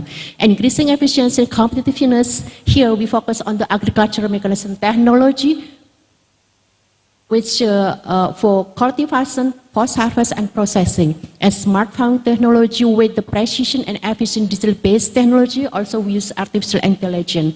For food processing, packaging and preservation technology, not only to increase the added value of agricultural product, but also agro-industrial product. For food price stabilization, here we try to address the specific commodity, especially horticultural commodities, because it's very fragile, perishable, so like fruit and also vegetable. In addition to that, storage technology and logistic system with simple way and can be accessed by smallholders farmers. And the development and utilization of greenhouse to increase production of horticulture. Agro-industrial product packaging and storage technology to maintain product quality. And the last is how to increase added value and export. The standardization technology for export commodity, especially on horticulture and state crop. Indonesia is, for example, we more than 16 million hectare Indonesia are planted by oil palm, and how we could increase the added value from the palm oil, for example, and others product. The second one, intermediate and product processing technology to increase industrial product added value. And halal product technology, as we know that in Indonesia we have, most of Indonesia are Muslim. So it's but very pity that because our research on halal is left behind compared to Thailand and Malaysia. So here in BRIN, actually we have a research center located in Yogyakarta, is dealing with the halal research, and also how we support new exporter growth through an agripreneur growth. Next. So all of this actually is to face this kind of problem. First, population increase. Indonesia, maybe this year is estimated on 273 million population in Indonesia. How this dramatic increase population changes the quantity and quality demand to food material, and is in line with the agricultural land need. And very unfortunately, that a lot of land, agricultural land, is converted to other functions like for residential and industry. So another is global climate change, because it's affect to biotic and abiotic stress, and for this food and agricultural system will be continually with this global climate change. Those we need adaptive varieties of plant, not only plant but also livestock. And next is market preference demands. We actually, for research, we have to consider the market-oriented research. For this, how consumers' preference is one of the criteria to conduct research. And especially for horticultural crop, it's more dynamic. And also global market competition in international level is need competitive product, both quality and price. And next is biosecurity. This is the complex agricultural product supply chain. In Indonesia, the food supply chain is still long, and how we shorten the food supply chains. Next. As second, we have to try to make a linking between biodiversity and food security. Next. As we know that biodiversity, biological diversity, is a variability among living organisms. It's inter alia, terrestrial, marine, and other aquatic ecosystem, and also ecological complex. Here, they include diversity within species, between species and ecosystem.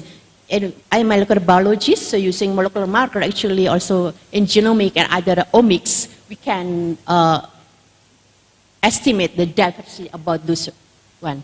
And you can see the biodiversity is hotspot here across the world. Indonesia, for example, Sunda land and others, how this hotspot of diversity should be conserved. As you know also that Indonesia is a part of the microdiversity country. So it's already mentioned also by previous speaker, it's also keynote speaker. We have to conserve, we have to protect, but also we have to use for sustainable agriculture next. This way biodiversity is very essential for food and agriculture. You can see here that, for example, this species of fish and aquatic mollusks, out of 160,000, there are 694 species are reported to be farmed. How about the plant species? Only 200 species have significant production level globally. Out of 6,000 species have been cultivated for food and agriculture. And mammalian, avian species, some of them has variety for human being. And here actually how we could address that biodiversity provide the raw material for food production. This contribute each for dimension in food security.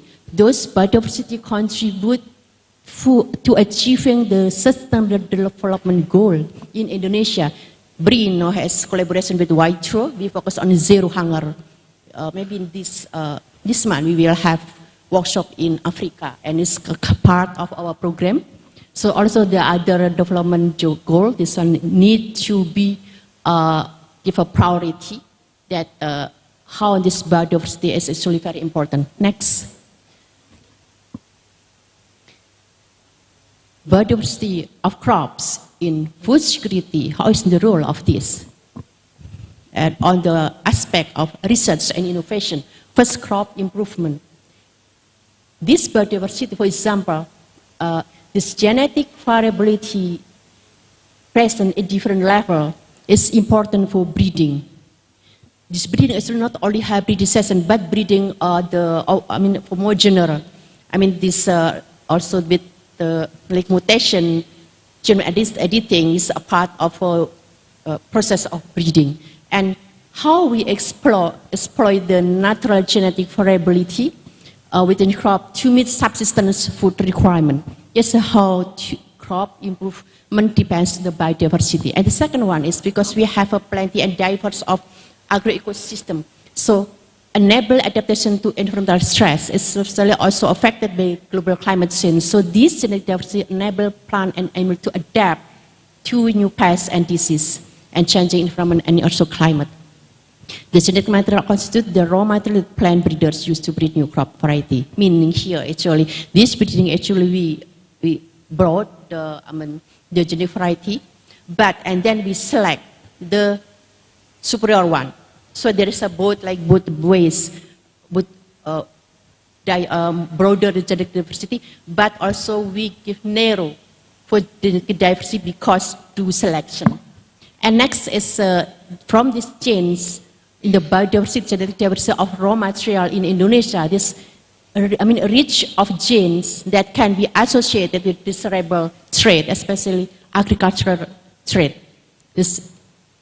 So this is very critical to play in increasing and sustaining production level. Also, not only for production, but nutrition diversity. Also, it's not focused only for food security, but also nutrition security. So it must be balanced. And it's well known also, we have diverse of medicinal crops. So the pharmaceutical industry can be also potential target.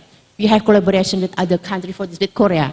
Here, so with all of our potential local businesses is promising material for future research and innovation. Next, but challenges to biodiversity are faced by us. You know that human population growth, pollution and disease, habitat loss and degradation, exploitation of natural resources for other uses, global climate change and energy crisis, not only on the aspect of technical aspect, but international trade of endangered species. In Indonesia, I think we have plenty of endangered species, like bunga bangkai, rafflesia, and others. How we could protect or conserve those. If you see here that the food insecurity across the world, Indonesia is in the Asia, so how is very big proportion on this one.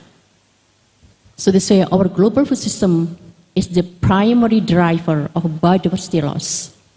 So this global rate of species extinction today is higher than average rate of in the past 10 million years. That's very pity to us. So this is the generation. How I can imagine for future generation. Next. Yes, our homework. So all of this, based on all of this, we have to do action. What we need to do on the aspect of research and supporting by others like policy and others, we have to increase awareness about the importance of biodiversity for food security and also build capacity to make it sustainable. And conserve the ecosystem, species and genetic diversity can contribute to food security. Improve producer access to the genetic resources, just to improve livelihood, not only, people in the remote area, this could be beneficial for all Indonesian people. Mainstream the sustainable use of biodiversity into developmental policies and into extension activities. In agriculture, we have this one, so we just adjust and maximize their role and promote active networking and exchange information. We are here, bring here, industry of Tidar, how we are here to share knowledge among scientists, breeder, producer, and we have to maximize this moment for promoting active networking. Next. And next, the potential of local genetic resources. Just example, next. Sorry, it's Pangparis Bahasa Indonesia. So I would like to explain that we have to explore, we have to maximize our own local genetic resources. It's consumed by local people, depending on their potency and local wisdom.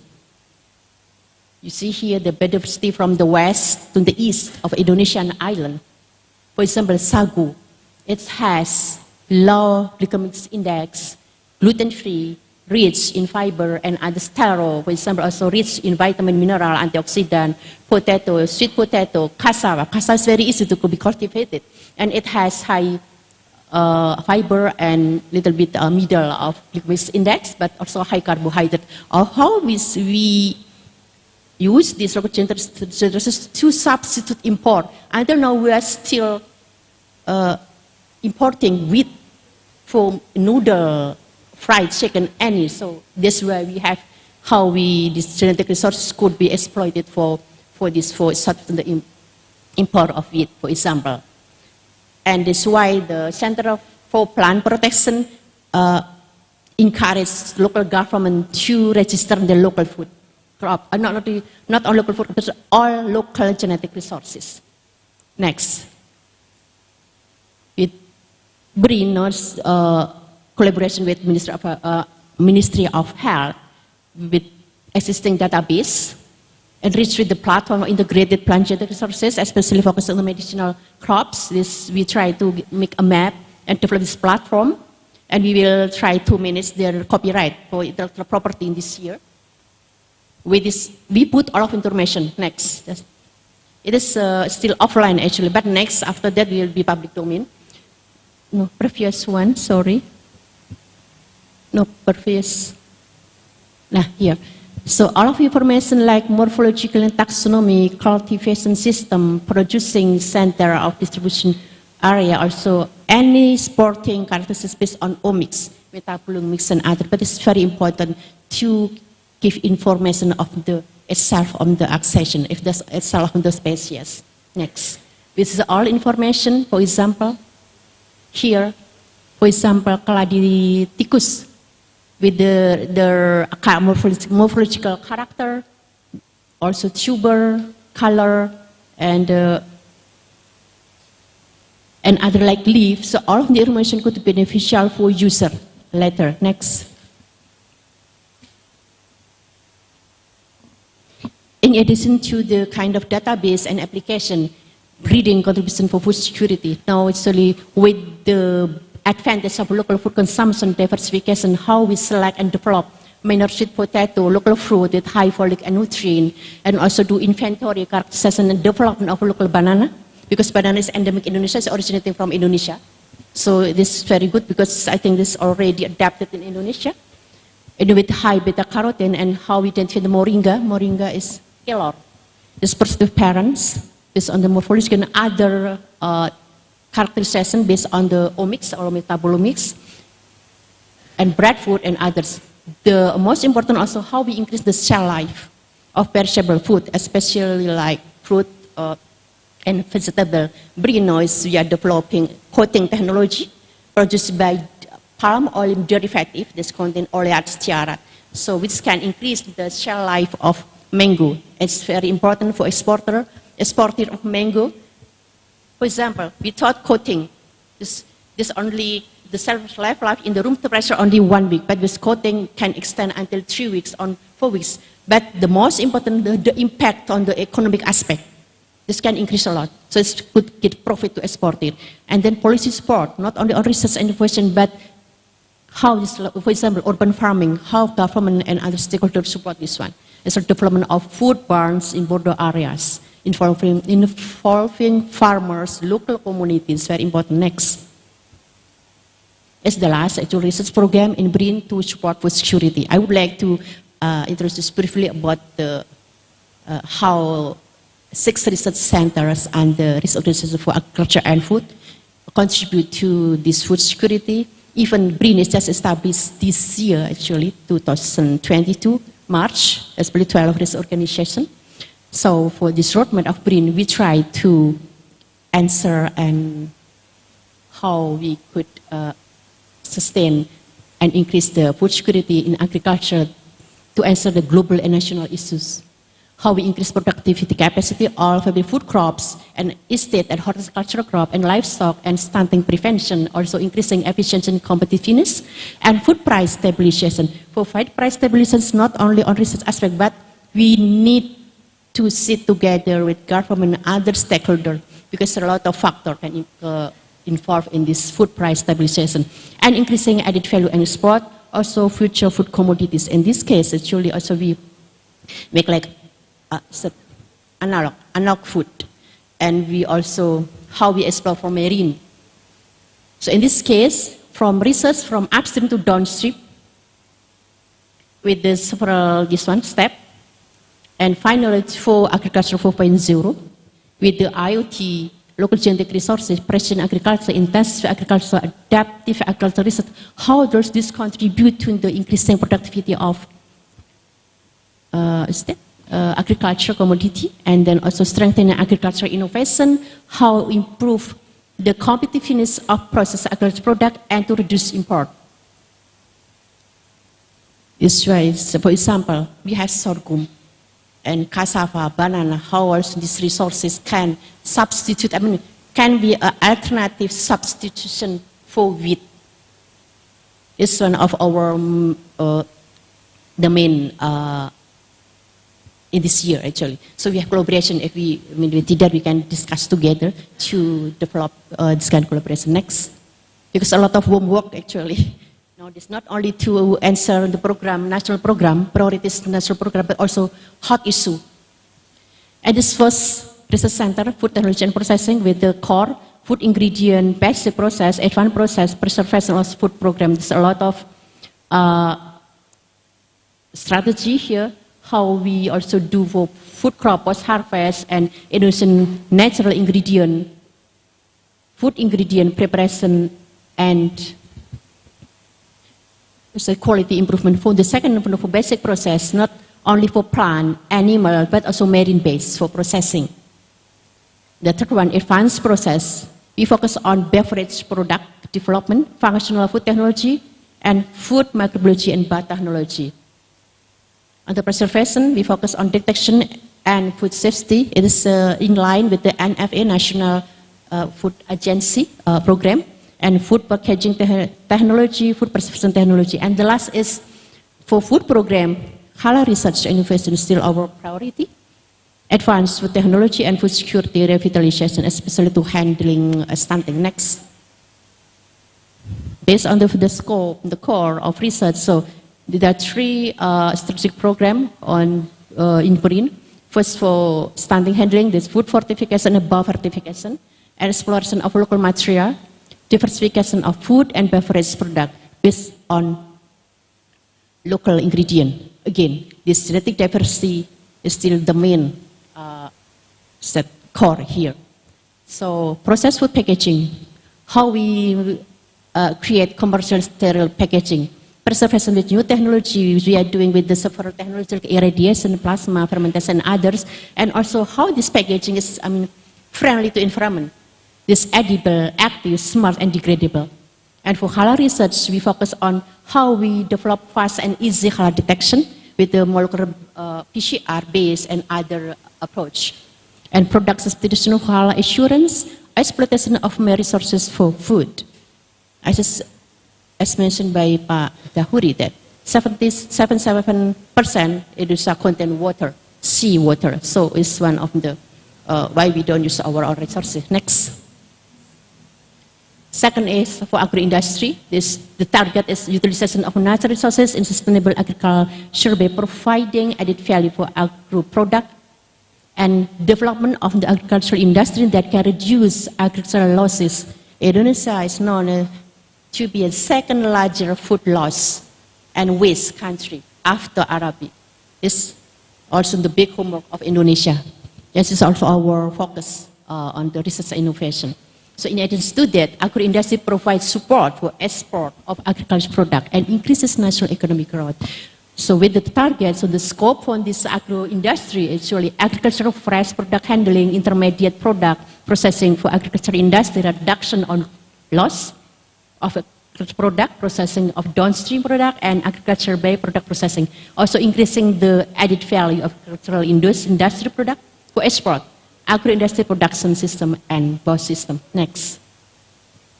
With the scope, with the input is all for crops, food crops, horticulture crop, estate crop, and animal husbandry. With the R&D, this and development, we hope that using the environmental technology and also like supply chain and a collaboration with the nuclear technology, how this R&D can create any technology for processing, engineering, physiological and storage, nutrition and functional food, and others. Can hopefully that can be integrated to produce any product, food technology package, and standard and guidelines, very important.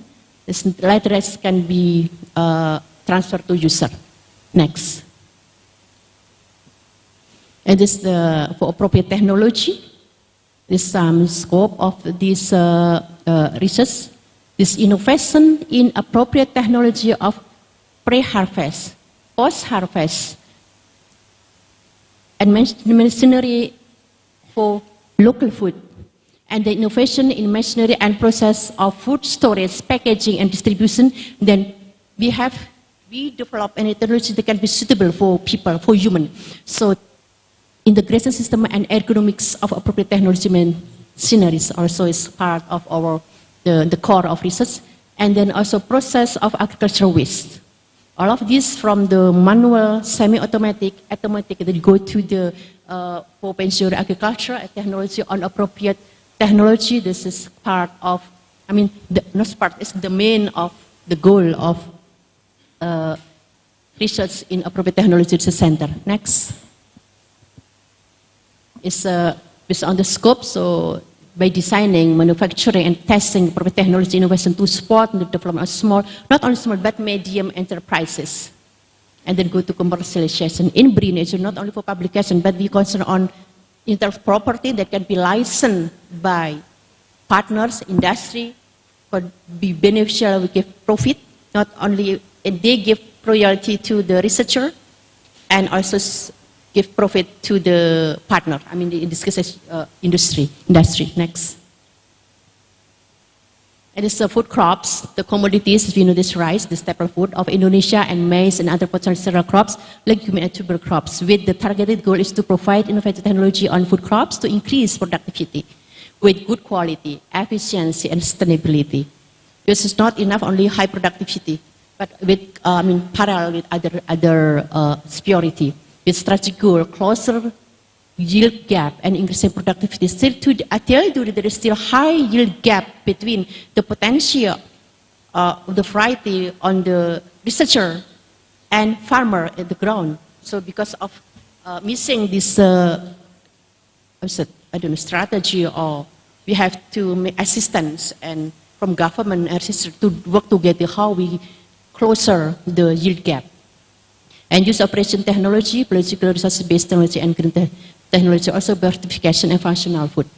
So basically there are two main field scope, crop improvement and integrated crop management. The crop improvement, management of the process, breeding, not only conventional but also with biotechnology, genetic editing, because genetic editing is still debate, but is considered as not GMO. So now still in the under discussion, and seed technology and seed increases. Also integrated crop management.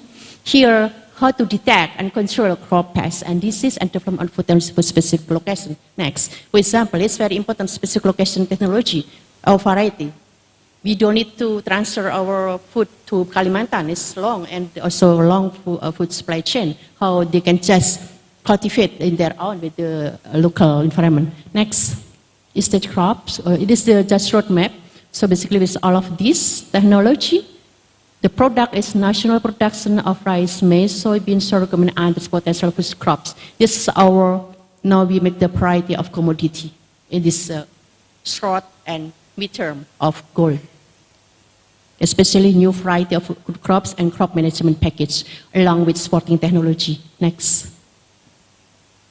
And this for horticulture and its crops, basically similar to food crops, but the key, this horticulture consists of fruit, vegetable, and ornamental plants, and its crops consists of industrial and freshing plants, spice plant, medicinal ornamental plant, and others, including industrial oil plants and palms, with the key technology by prospecting genetic resources of horticulture and its crop. Here, biodiversity is the key keyword.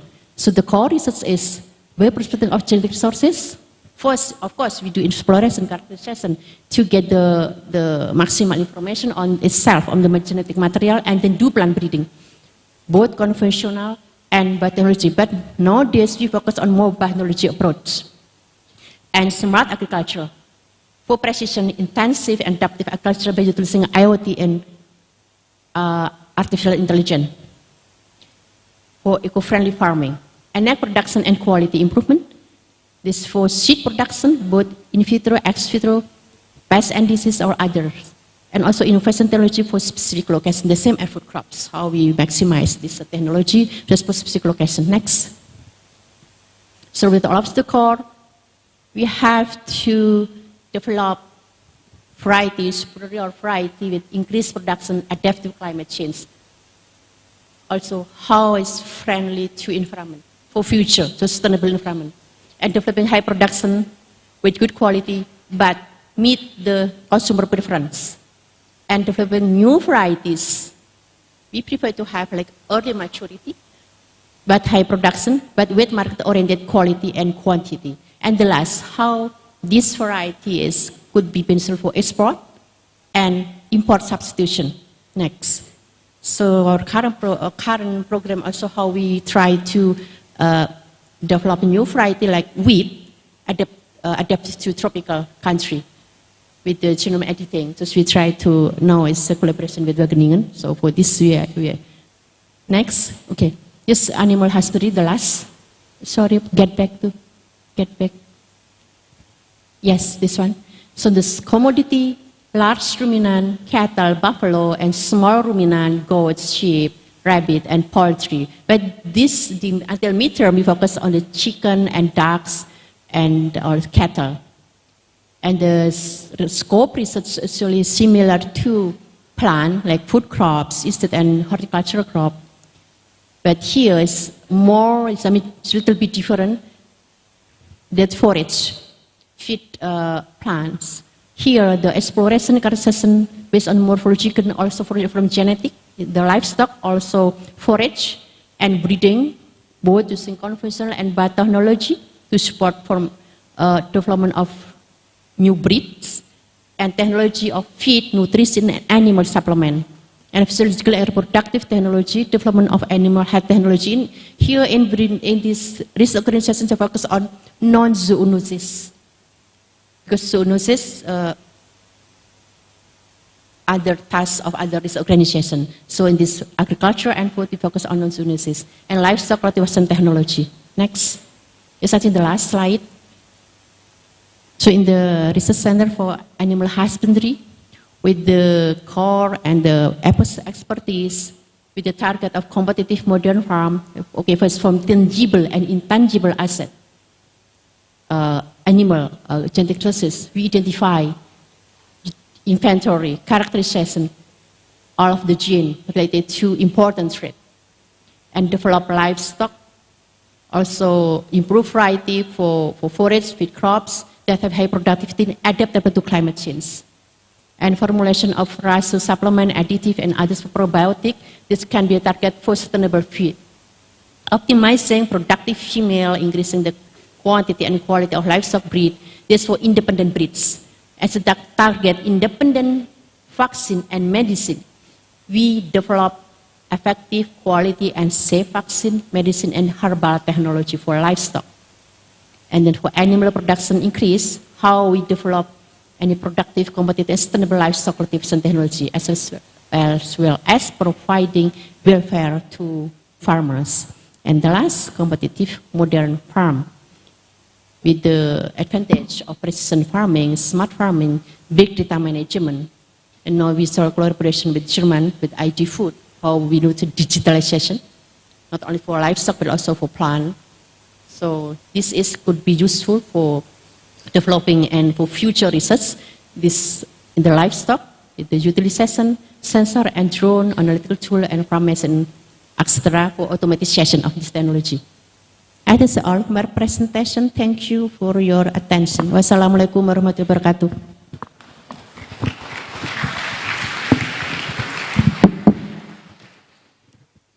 Okay, thank you so much for Mrs. Puji Lestari. Thank you so much for your great presentation. And here I have tried to make a brief summary containing essential information that we obtained from your great presentation. First is the food security has 4 dimensions, which are physical availability of food, economic and physical access to food, food utilization, and stability of the other 3 dimensions over time. And biological diversity, or we call it biodiversity, and the fact Indonesia is one of 17 mega diverse countries. And biodiversity contributes to achieving the Sustainable Development Goals, or SDGs, that have direct or indirect links to food security. The Indonesian local genetic resources of food are already registered and recorded to national platform integrated with their utilization to increase food security and added value. And BRIN, the National Research Innovation Agency of Republic Indonesia, brings the roadmap of the agriculture era 4.0 in order to fulfill the Indonesian food security mission. I think that is the great and essential information from the presentation of Mrs. Puji Lestari. And once again, give big applause for her.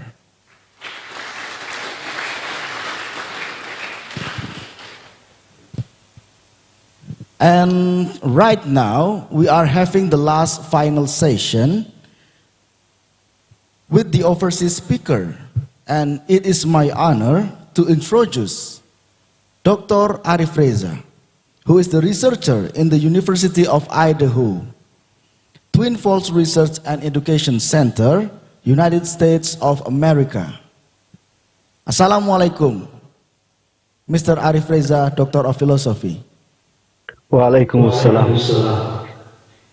Thank you so much for having the time with me and with the participant and all distinguished guests and invited speakers. It's my honor and pleasure to be a part of this conference. I'm really happy to be part of this. Actually, we are the colleague because Mr. Arif Reza is the Islamic Bangladesian that we have a same experience during the education time in South Korea, and he is my great colleague. Thank you for coming to this conference virtually. Yeah, welcome. And I would like to read the brief introduction of Mr. Arif Reza, Doctor of Philosophy. He has more than 10 years of experience in the field of agri-environmental science with a strong technical background. And he took bachelor degree in agriculture, Haji Muhammad Danes Science and Technology University in Bangladesh. and he continued his master's degree in environmental management in Independent University of Bangladesh. And for doctoral program, he took environmental science in the same University of Mi, Gangwon National University, South Korea. And his research experience from the current one is in Department of Soil and Water System, University of Idaho, United States of America. And one of his big achievements during his research in South Korea, he took some kind of great funding from the Institute of Planning and Evaluation for Technology in Food Agriculture and Forestry of South Korea, around $800,000. It is a quite big amount of foundation. And Mr. Arif Reza, here in this final session, is going to present his expertise on the electrochemical treatment of livestock waste stream. And warm welcome and give a big applause for him. And Mr. Arif Reza, the Zoom screen is yours. Thank you.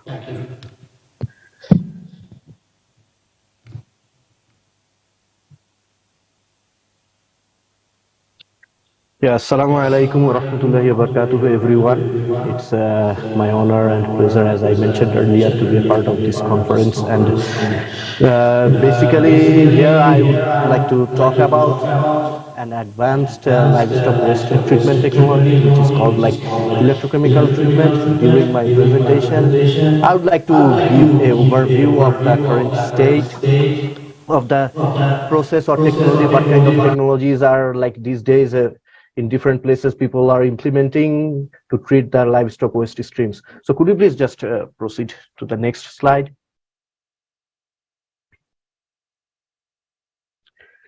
Okay, so like already my friend Dori, he gave a brief like introduction of me, and these are all these things about me. So basically this is all about me, where I was born and raised and what I did. So I think it would be better to go to the next slide without further delay. So could you please go to the next? Okay, so basically here I would like to talk about the importance of advanced livestock wastewater treatment technologies.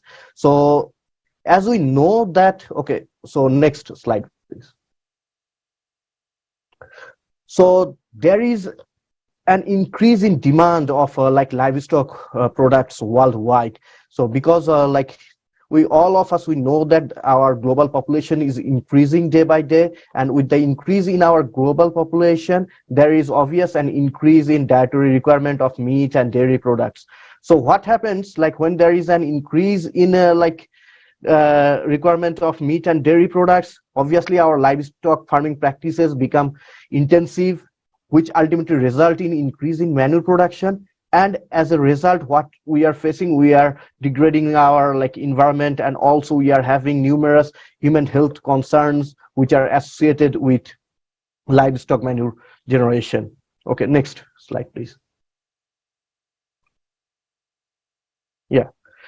So basically here in this table, I just summarize few like the most common livestock waste streams, and they are like different pollutant concentrations there. I will not explain that one in detail, but the thing is like up till now there are different biological like anaerobic digestion, aerobic digestion, composting, and different physical process like you could say screening, and then like a solid liquid separation, and different chemical technologies like eutrophied precipitation or chemical coagulation. These kind of technologies have been developed and tested for removal of pollutants from these high strength livestock waste streams. Okay, next one please.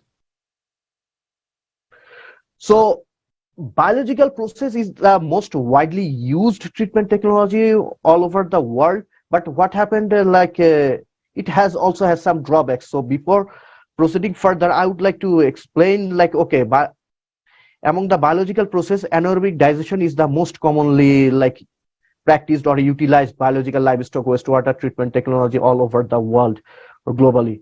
So anaerobic digestion has some like advantages, like we can get like green energy in the form of biogas through anaerobic digestion, but there are some issues involved. What are these?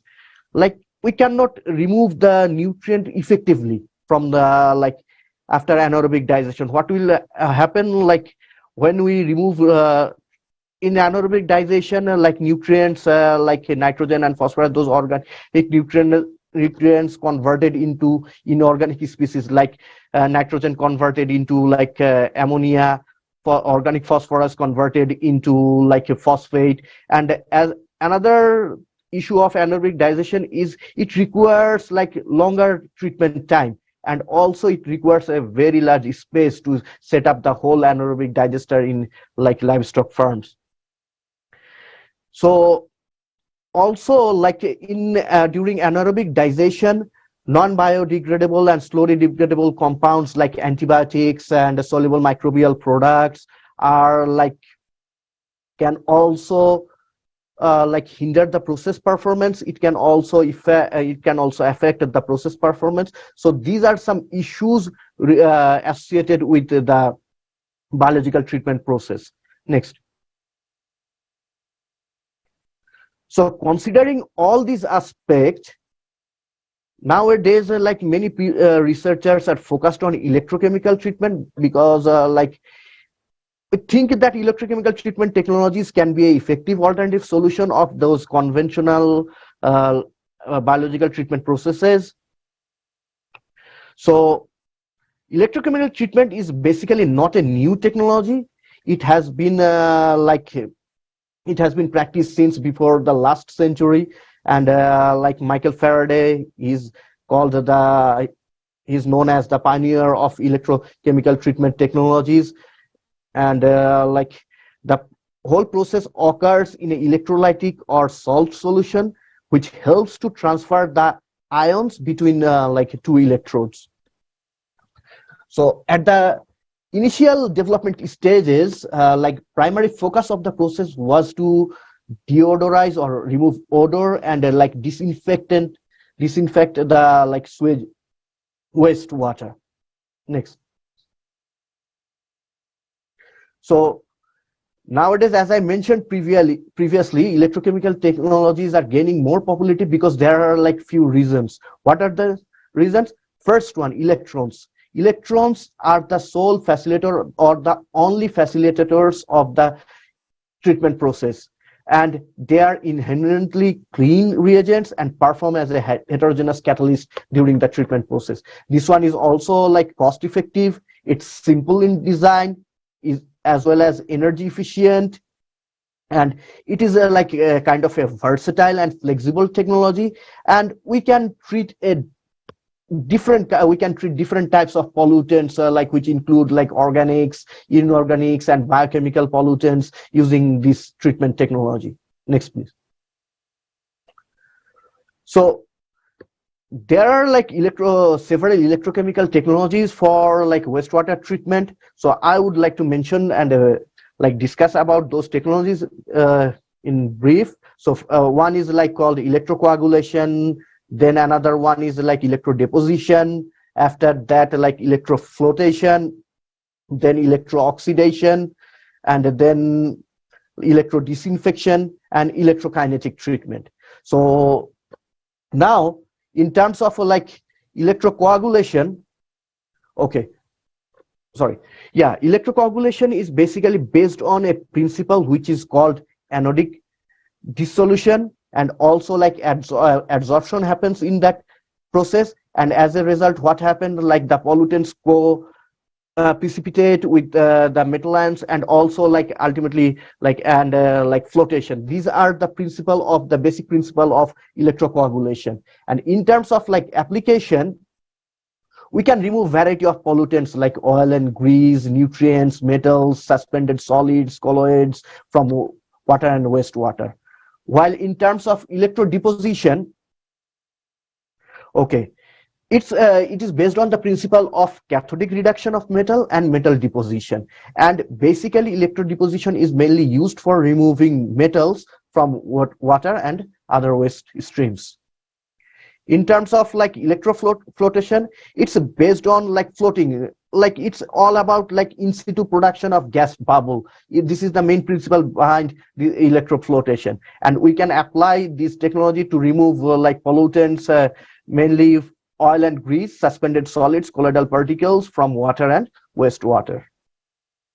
And in terms of like electrooxidation, basically there are two principles of oxidation. One is called like direct and anodic oxidation, and another one is indirect anodic oxidation. And basically, using electrooxidation, we can remove a variety of pollutants like refractory organic compounds, aromatic hydrocarbons, endocrine disruptors, phenolic compounds, nutrients as well, and also we can degrade as well as remove those pollutants from waste streams. And electrodisinfection is the next one. Electrodisinfection, there are like different process under electrodisinfections, which is like electrochlorination, electroozonation, electrochemical production of hydrogen peroxide. All of us, we know that those are like strong disinfectant. So as those things are produced and like electrochemically, so that's why like we called this one like electrodisinfection. And mainly using electrodisinfections, we can remove like pathogenic microorganisms from like water and wastewater. And last one is like electrokinetic treatment technology, which involve like electrophoresis and electroosmosis, these two things. And sludge, like we can use this technology in sludge dewatering. Basically, I have mentioned here like 6 different technologies, but in my presentation, I will basically talk with mainly in about like 2 technologies. One is called like electrocoagulation, and another one is called electrooxidation. So next part of the presentation will be focused more on these 2 technologies and how we apply these 2 technologies in livestock wastewater treatment. Okay, next one, please. Okay, so in terms of like electrocoagulation, basically when we introduce like electric current in a treatment system or during electrocoagulation, coagulants generates in situ condition, coagulants with high absorption capacity that generates through the dissolution of sacrificial metal anode materials. So I will discuss about like sacrificial, what is that sacrificial metal anode materials like in my later slides. So just remember in your mind, like, okay, there in electrocoagulation, there is the anodes are like sacrificial anodes we generally use there. So what happened, what is the principle behind the electrocoagulation is it produces metal ions from the electrodes into water.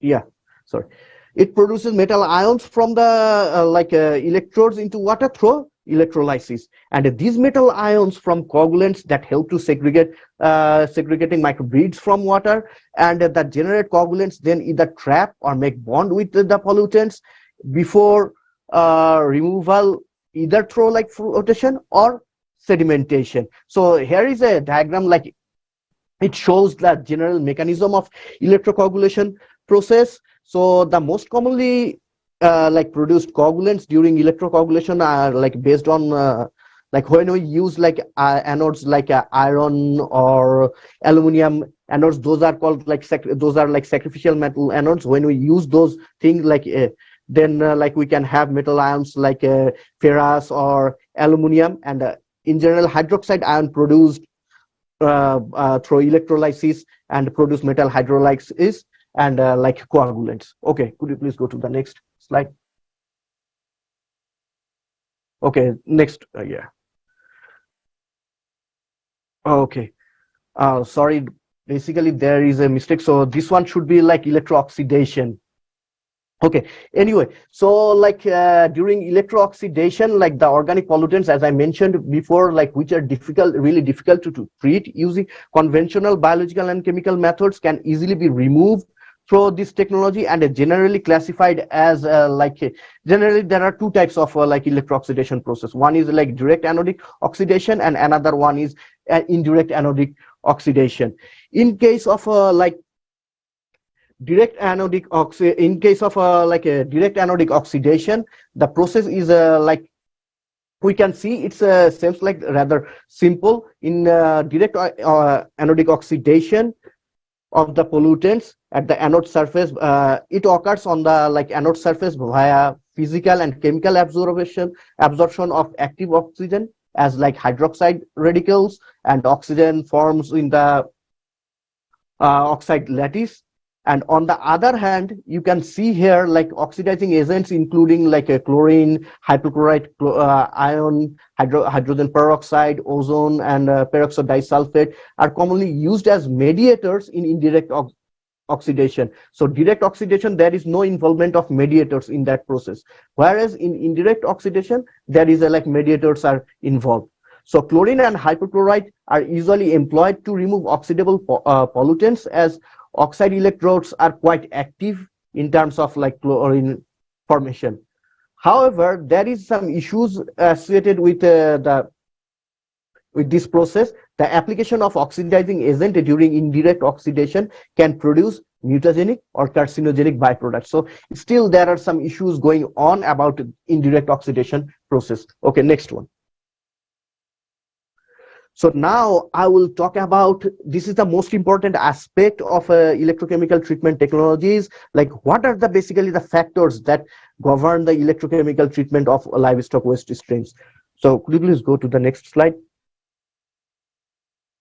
Okay, basically the performance of electrochemical treatment of livestock waste streams depending on two factors. First one is the reactor design parameters, which include like electrode material, inter-electrode gaps, electrode arrangement, and mode of operation. I will explain those things a bit later. And the next one is like reactor operational parameters. As it explains, self-explanatory by its name. Okay. So like reactor operational parameters, like it's self-explanatory by its name. Like you can see like a current density or voltage, electrical conductivity, pH, temperature, operational time, and mixing speed. Those things are included in reactor operational parameters. Okay, next slide, please. Okay, so electrode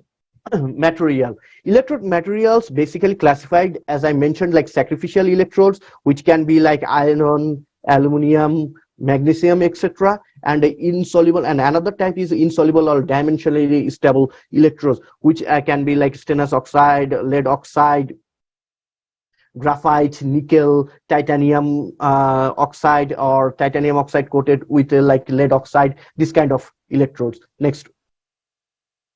So another important aspect is like electrochemical gap or inter-electrode gap between the two electrodes, because it regulates or it controls the mobility of ions through electrostatic attraction, influence resistance time, and swirling velocity, and ultimately it influences the removal efficiency of the overall treatment process. The studies mentioned that in livestock wastewater treatment, most of the studies are like maintained a inter-electrode gap of around like 1 to 2.5 centimeter. Next. Okay, so this is another important aspect, how basically it deals with the how we are arranging the electrodes. So in this case, in a electrochemical treatment process, electrodes can be arranged into either like a monopolar arrangement or bipolar arrangement in two systems. So what happened in monopolar system arrangement, all the anodes are connected with each other, as well as like cathodes are also connected with each other, resulting in results in like identical electric current and stabilizing the voltage. Whereas in terms of like bipolar series system, the two outermost anode and cathode are connected to an external electric power supply, and internal electrodes are like kind of bipolar. So the internal bipolar electrodes possess opposite charge on its two sides, as it's evident from the like figure B. Okay, next one. And like mode of operation. So like operation mode, or like how we operate a electrochemical system. Based on that, there are like basically two types of electrochemical like operational process. One is called like batch type. I guess most of us we familiar with these kind of things. Studies like batch studies, like studies doing in a like a beaker, and like there is like fixed amount of fixed volume of like waste water in a place in a beaker, and then we treat that one. And another one is like continuous flow, as it says that okay, we are continuously flowing the electrodes. So basically batch system reactors are convenient because it helps to study the time dependent behavior of the treatment process. And as we don't regulate the feed, we have a constant amount of feed. And it also serve as a like base or basis of continuous operation of electrochemical reactors through optimization of the process parameter. However, in terms of like continuous systems is known as inherent. These are like dynamic systems, dynamic system in terms of like operations and stability. Hence, when we employ this kind of continuous system, we can study the thermodynamic and kinetic considerations. We can employ like mathematical models in terms of like continuous process systems. So we can like when we think about like upscaling a treatment process, then obviously like we have to focus on the continuous mode of operational reactors. Okay, next one. Okay, now like in this slide I will talk about the like operational parameters. As I mentioned, like current density, it is the most important like parameter of for electrochemical treatments. As we know that like it's electrochemical, so obviously it needs like current. So current density explains basically the ratio between the electric current we are providing and effective surface area of the electrode, and can be directly, we can change this parameter like based on like the how much electric current we are like putting, and like we can also change the surface area of the electrodes. In coagulation treatment process, the treatment process is basically controlled by controlling or varying the applied current for the electrodes, while in electrooxidation we mainly like changes the cell voltage. So basically this is another difference between like electrocoagulation and electrooxidation treatment. One is related to like applied current, and another one is like the voltage. Okay, next one please.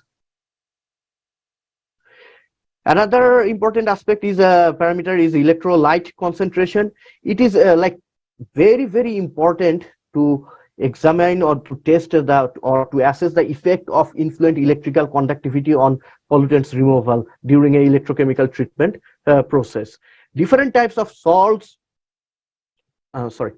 different types of salts have been added as electrolytes during the treatment process, and like potassium chloride, magnesium chloride, and other chloride salts have been added. So among those, sodium chloride is most commonly used as electrolyte to increase the electrical conductivity. In addition of sodium chloride as a treatment process, it provides abundant number of chloride ion which that produce chlorine at the anode and instantly form like hypochloric acid, which is a disinfectant by reacting with water.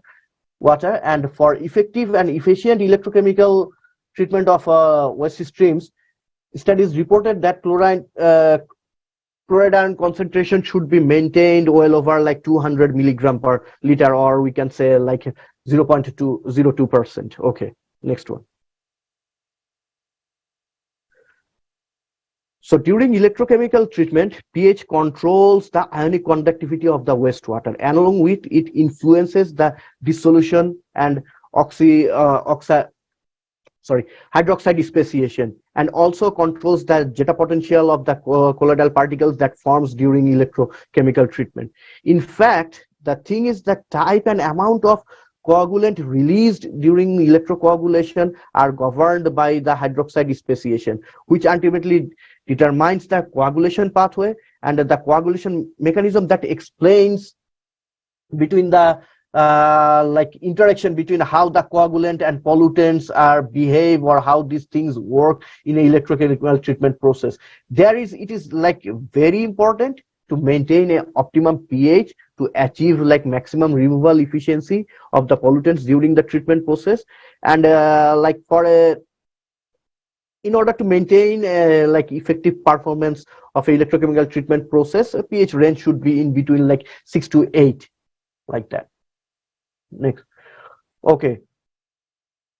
Temperature, although temperature is important parameter, but up till now, none of the studies have focused on manipulating the temperature or study the effect of temperature on pollutant removal from livestock waste streams.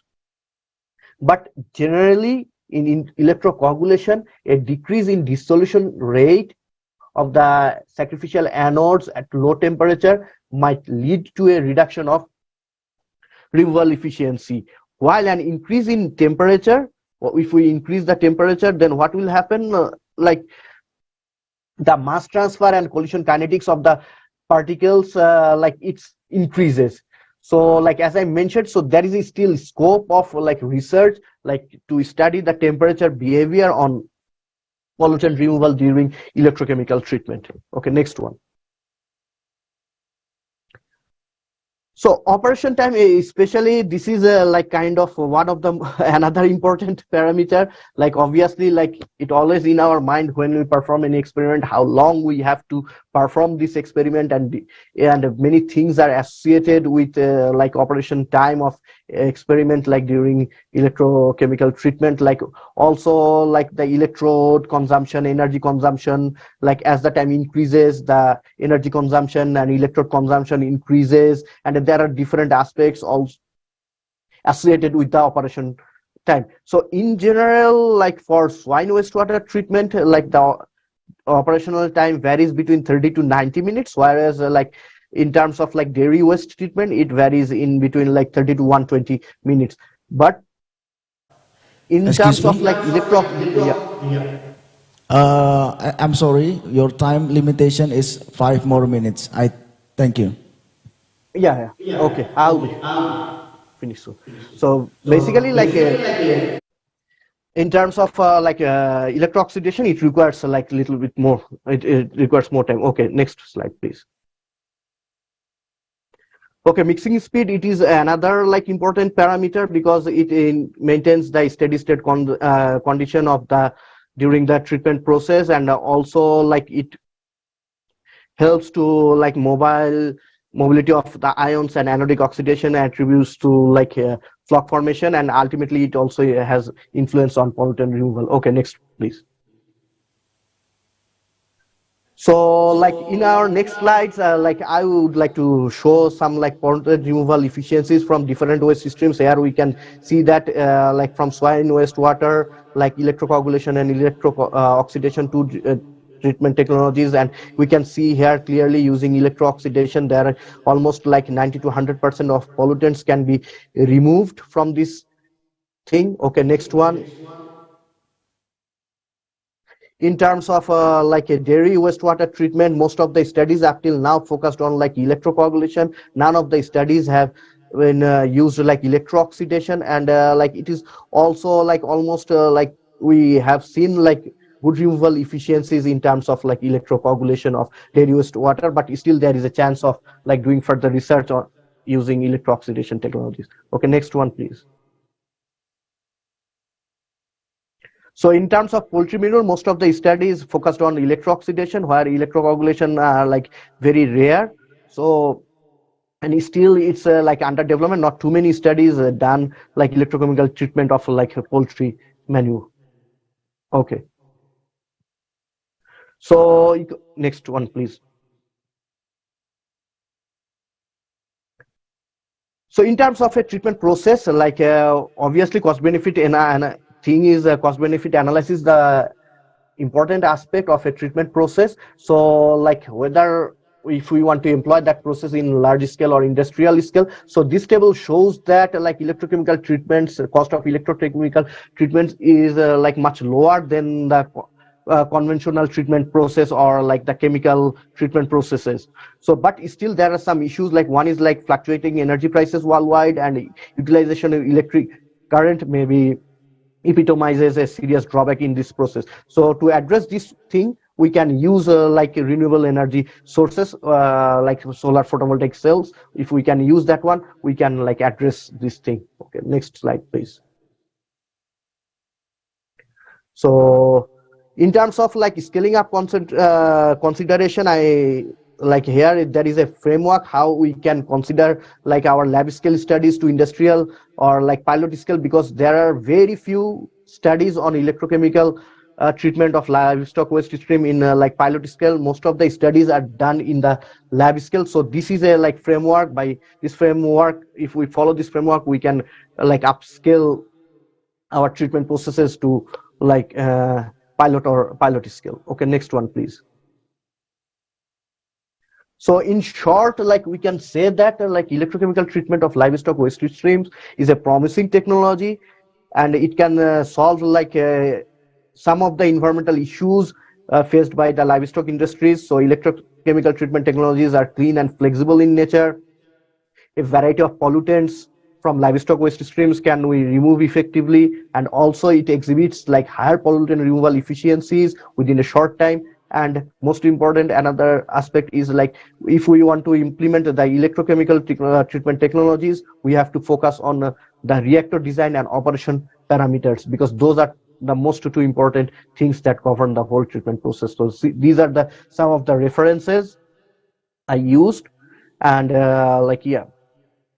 And thank you for your time, and for detailed information you can go through my article, which it's a review article published in Environmental Chemistry Letters journal. So if someone is interested in in-depth of knowledge about like electrochemical treatment technology, welcome to like read that article. Thank you for everyone.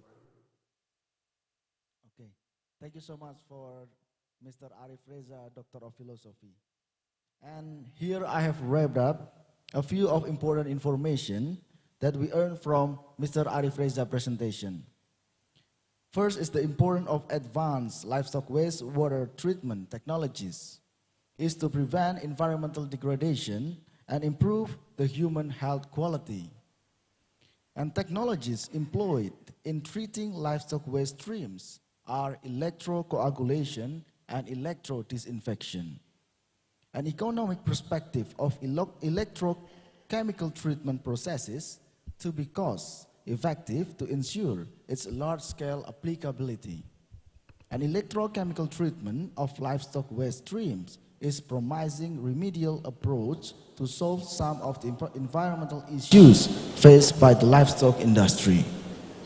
And I think that is the main content of the Mr. Arif Reza, Doctor of Philosophy presentation.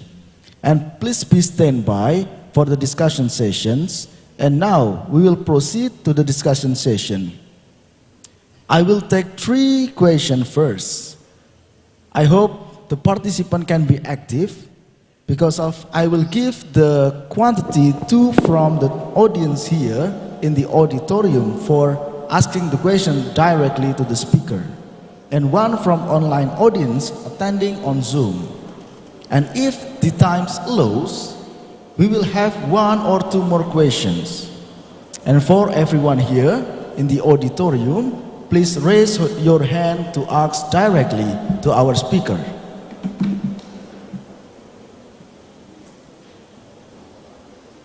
Okay, there is our participant, our lecturer, Mr. Michael. Okay, please give the mic.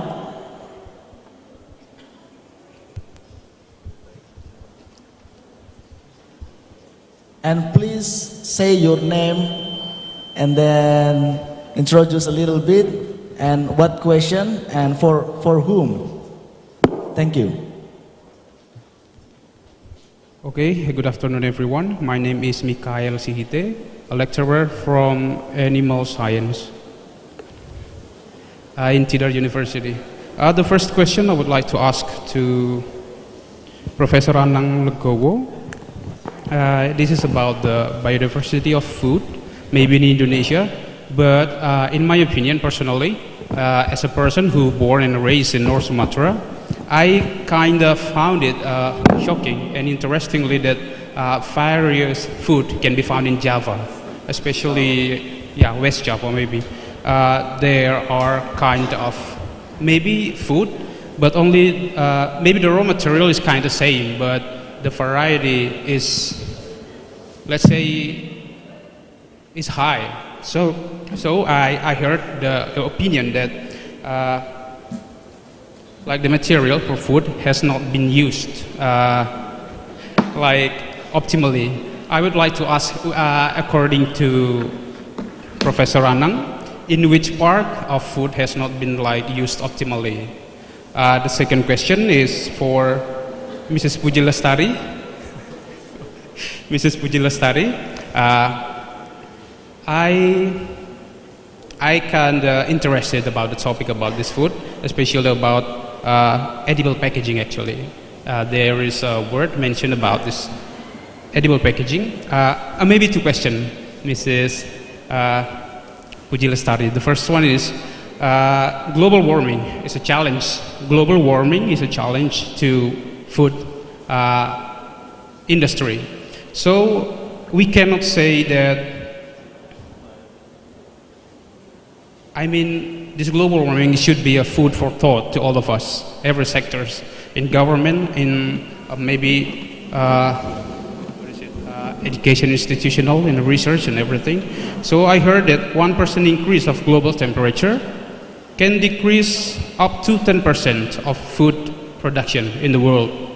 So as developing countries, we have other sectors that influence, that affect this global warming. Let's say transportation, how transportation and vehicles and everything produces carbon monoxide and carbon dioxide and other waste that can be harmful to the environment.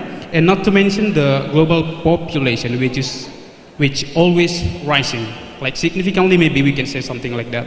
So in these terms, what should we do? What can we propose to the government maybe, or maybe to society as well, that can be used to stop this global warming in our part in agriculture thing? Because it is true that I can say that agriculture sectors have already tried many ways to make the production, the cost and everything as efficient as possible.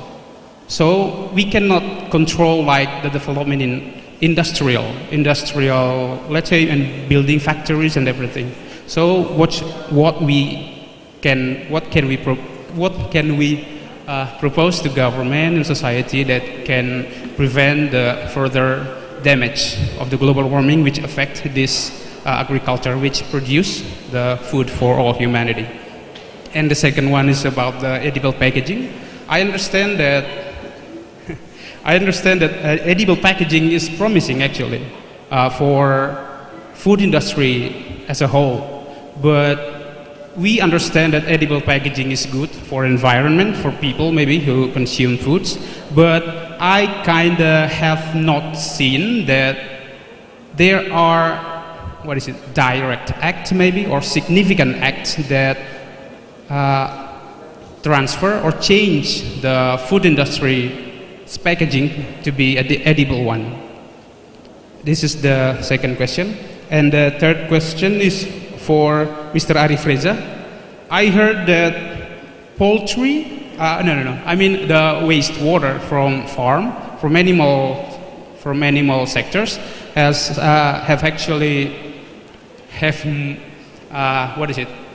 produce a high water waste.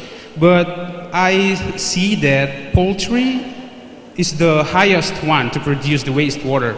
But in my opinion, poultry with closed house system, with the nipple water system in the farm, I think have already managed to control water consumption, water use in the farm.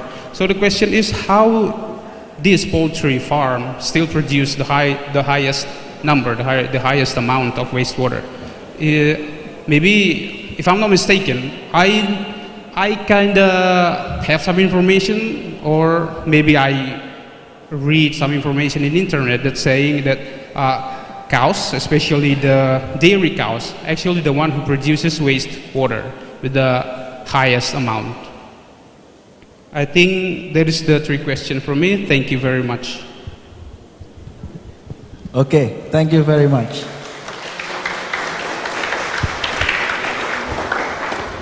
Actually, that is very long question, right?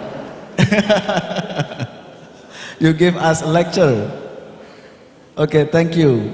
Actually, our lecturer will going to continue his doctoral program. Let's pray for him. And I tried to take a note of his question. Maybe if I'm wrong, you can correct me directly. It is okay. And for the first question is the question for Professor Anang. Professor Anang, are you there? Yes. Okay, Professor Anang, have you heard about the question from our participant here?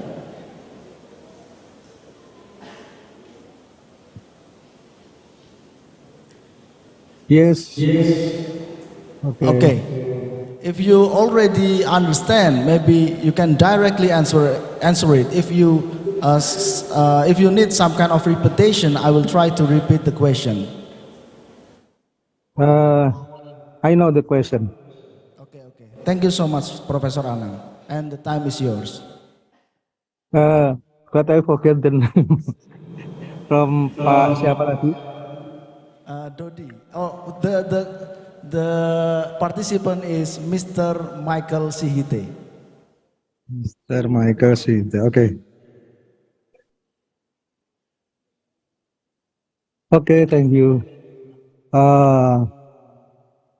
I would like to try to answer the question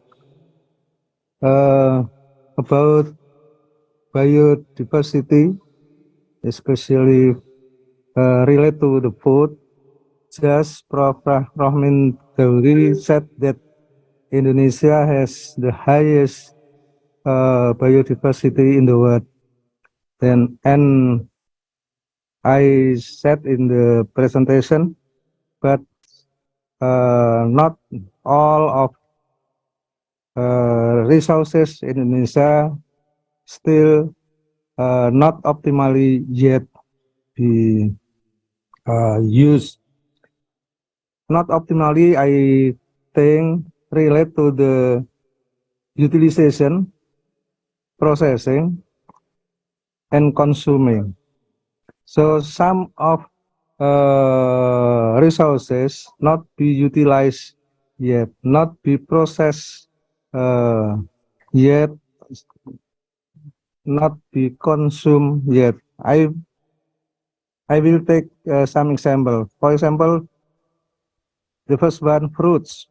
We have many kind of fruits in Indonesia, but maybe only some of fruit be utilized and be consumed by the people.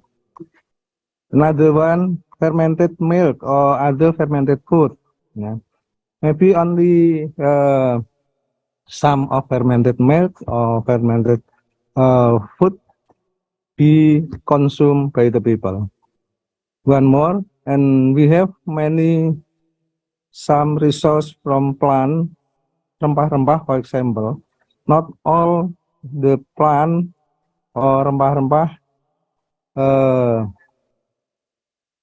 has been utilized for nutraceutical or maybe part of functional food.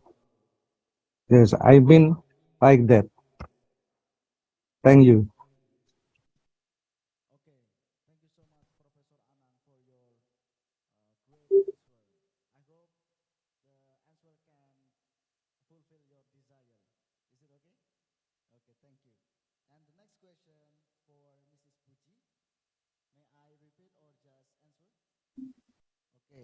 I I cannot try to hear.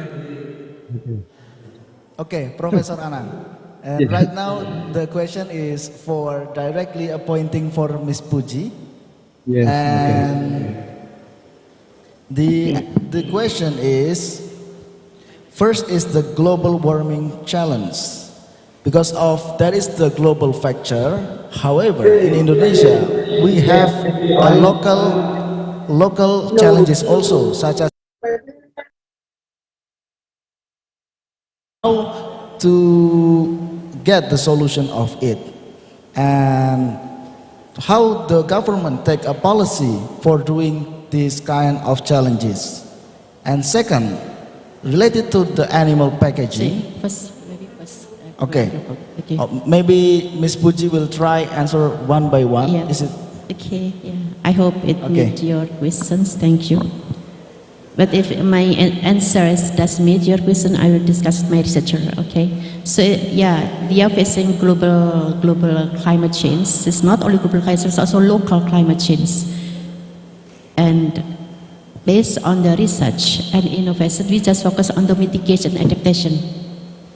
What we are doing now is the most prospective way with the mitigation means just prevent what any technology, and adaptation means, for example, new varieties just adaptable to the environment. If nowadays the high temperature, for example, how we develop new variety adapted to high temperature, for example, or adaptable to the stress of biotic habits, just that one for global climate change. And for related to the transportation, for example, yes, global climate change is related to that, you mean? So in this case, actually, green. It's not only merely on the agriculture and wood, but collaboration with other research organizations. We are developing several technology how to shorten the transportation without reducing the quality. It's actually a part of food loss as well. This climate change, this is a part of this. So this kind of technology, this with the like low thermal plasma or anything, but of course with shortened chain and based on the local and existing resources. Means, for example, with the transportation, why we don't develop any technology just specific location, for instance, Kalimantan. We don't need to do develop technology in Java, but specific location in that area. So this is more important. This one part for shorten the transportation in addition to increase the profit. Of course, this can be beneficial for industry or any product. I hope it meets your question. And then second one. Okay. For the second one, related to the animal packagings, animal products packaging, right? Yeah. Edible, and how about edible. how to make the edible one? Oh, edible packaging. Yeah, actually, you may visit research center in Pelayan Gunung Kidul. The research center is dealing with the developing of any edible smart packaging. For this, actually, I don't know. For example, we use capsule. For example, we use for microalgae. It's more, will be biodegradable, and Indonesia has this high genetic resources. So also, we explore the potential from marine, for example, for packaging with edible packaging. So this, for example, capsulation. We be using soft and hard capsulation, for example, for this packaging. But for any technology with the, we have packaging for processed food, like rendang and gudeg and anything. This low thermal packaging also is kind of friendly to environment. I think that's one. Okay, thank you. Maybe that is the answer from Ms. Puji. Enough? But for animal, I'm not sure. But not for any, just edible, right? That's smart. Yeah. So the packaging also can safe for human for consuming this one. Yeah. Excuse me, you can use your mic.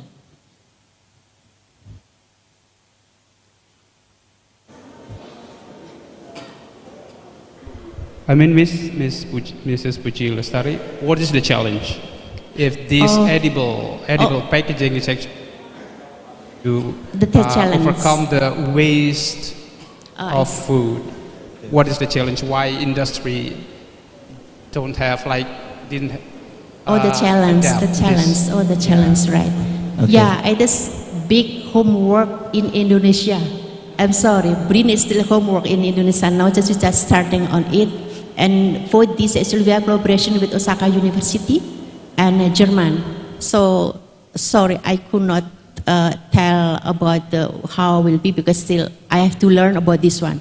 But we are on the process of that one. Yeah. Okay, thank you so much, Mrs. Puji Lestari. And I think the third question is for Mr. Arif Reza, Doctor of Philosophy. Mr. Arif Reza, are you there? Yeah, okay. So basically, Okay, as Mr. Arif Reza, like Michael, the question yeah. is related to the animal sector. Yeah. Actually, in the some kind of news or publication, the waste major product is coming from the dairy cow, but actually the poultry waste also is the big problem. And what do you think about it? And what is your opinion to get the solution? Thank you. Okay, so basically, like in terms of like livestock waste or livestock industry, swine industry is the fastest growing industry worldwide. Swine production is increasing like tremendously. So swine, I could say like swine industry, wastewater generated from the swine industries is the like major source, followed by like a dairy, and then it comes to like poultry.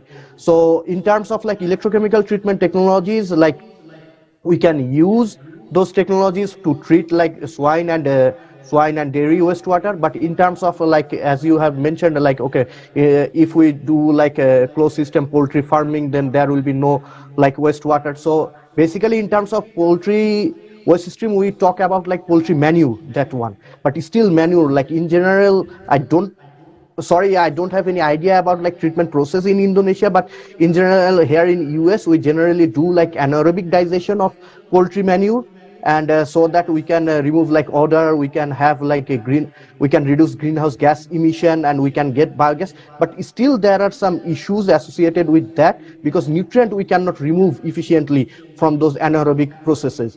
So what we can do, as I mentioned, electrochemical treatment technologies, those are like kind of very flexible in nature. We can combine our electrochemical treatment technology with anaerobic digestion, and at the end we can remove like significant amount of nutrients. So in terms of like treating other waste streams, because as we are getting like a new tremendous amount of wastewater from those waste streams, we can treat those things as well. Yeah, I hope I can answer your query. Thank you. Okay, thank you so much for Mr. Arif Reza, Doctor of Philosophy. Maybe let's move to the online question. I got one here. Actually, I got several, but maybe the time limitation is restrain us. So I just read one question from the online session. The question is from Antonia Nani Cahyanti, and this question is appointed to the Professor Anang. Professor Anang, can you listen me? Can you listen to me? Yes, Pak Okay. Dodi. Yeah. Professor Anang, this is the question. In line with the use of local materials through fermentation, acidity or post-acidification in one of the important problem in fermented food using lactic acid bacteria related with its growth restriction and its defense mechanism by bacteria to withstand the acidic environment by the production of biogenomic enzyme like histamine. Is there any newest research and suggestion for dealing with this problem? That is the question from the online attendees for Okay. Professor Anang. Yes, thank you, Pak Dodi. I also just answered in the chat, Bu Antonia, I have no specific research to solve about that problem. However, maybe we can take approach by The first one, control or arrange the time and other condition for process of fermentation. Maybe need for research, uh, certain research. And the second one, use or add an probiotic microbes or bacteria that usually resist high acidity. That's one. But I said that I have no specific research related to solve that problem. Thank you, Pak Dodi. Thank you so much, Professor Anang. I think that is some kind of logical answer, even though Yes. Professor Anang doesn't have a focus on that. Actually, we still have a lot of more questions from the participants. But unfortunately, due to our limited time, we have to end our discussion session. And it concludes our session today with all our foremost speakers. Thank you very much for the valuable knowledge and insightful discussion on International Conference on Agricultural, Nutraceutical and Food Science, ICNNFS 2022. Finally, I would like to express our sincere appreciation to all honorable speakers and to everyone here in the auditorium and on Zoom for your great participation. And the last one, please give big round and applause for all our leading speaker and the ICANFS 2022.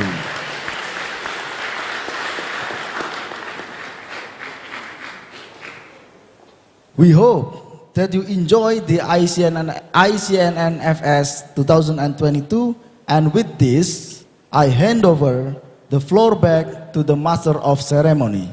Thank you. Wassalamualaikum warahmatullahi wabarakatuh.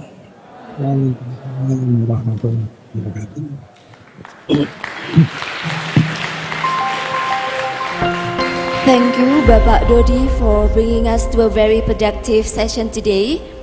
And we'd like to thank all the speakers, Profesor Dr. Insinyur Anang Muhammad Legowo, Master of Science, Ibu Puji Lestari, Sarjana Pendidikan Magister of Science, Doctor of Philosophy, and Arif Reza, Doctor of Philosophy, for sharing your expertise in the session. We also like to thank to all the participants for the active participation. And once again, please give applause to our speaker and to all of you.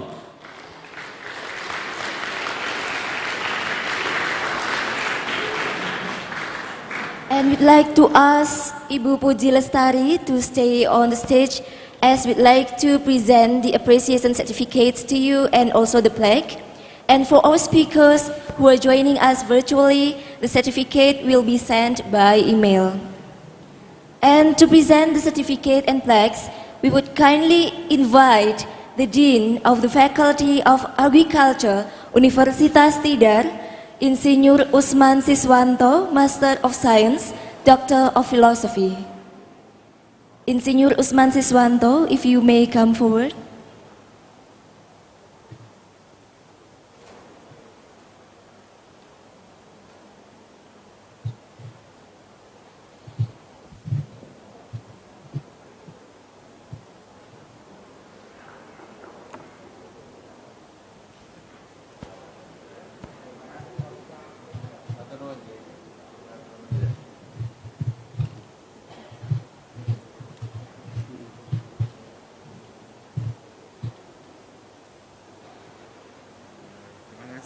Sudah pernah hadir. Program lanjut.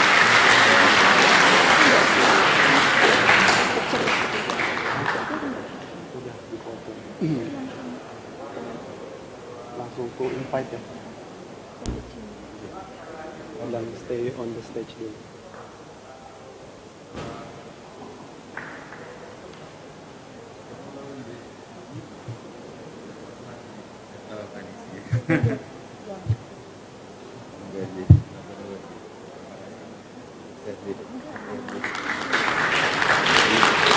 sama. Singgah dulu sini. Yeah. Okay, we would like to ask Insinyur Usman Siswanto to stay on the stage to have a picture together. And we would also like to invite the Vice Dean 1 of the Faculty of Agriculture, Insinyur Murti Astiningrum, Magister Pertanian, and also the Vice Dean 2 of the Faculty of Agriculture, Dr. Insinyur Sri Hidayati, Magister Pertanian, and the Chairman of the Committee, Tegar Maulana Aditya, Master of Science, to come forward to take a picture together.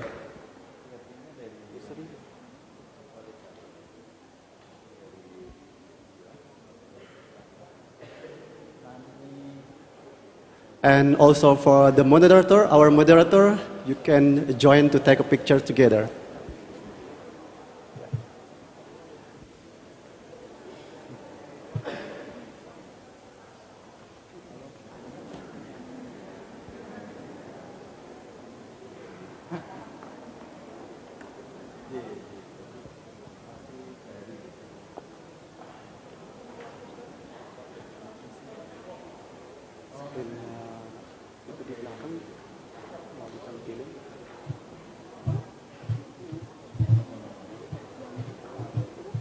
Enggak yang speaker yang lain, tapi ya.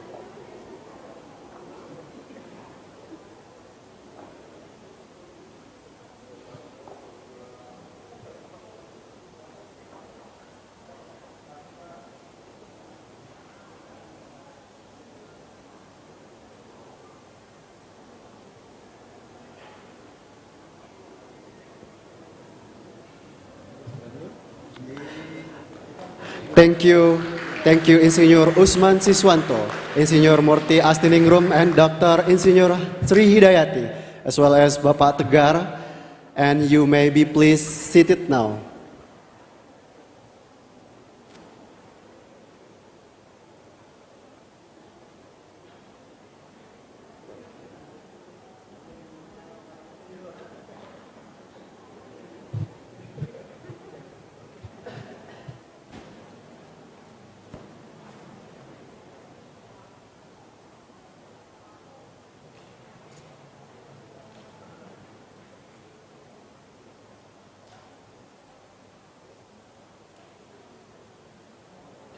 Ladies and gentlemen, before we continue for the next agenda, the attendees are welcome to have a break.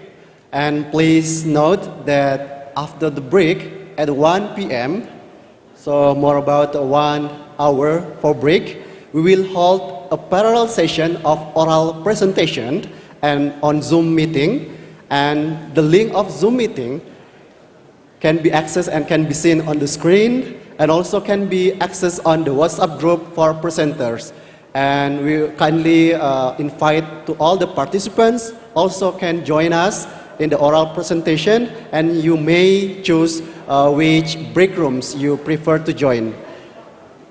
We would like to remind the participants that to get the certificates, you should follow all the 2 days agenda, today and tomorrow, from the opening until the closing. And the participants need to fill in the attendance form that the link will be shared at the end of the parallel sessions on Zoom meeting.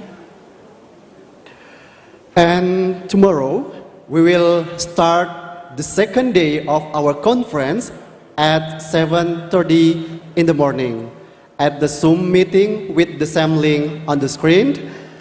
And finally, so we'll see you tomorrow, and thank you so much for your kind attention. 1, 2, 3.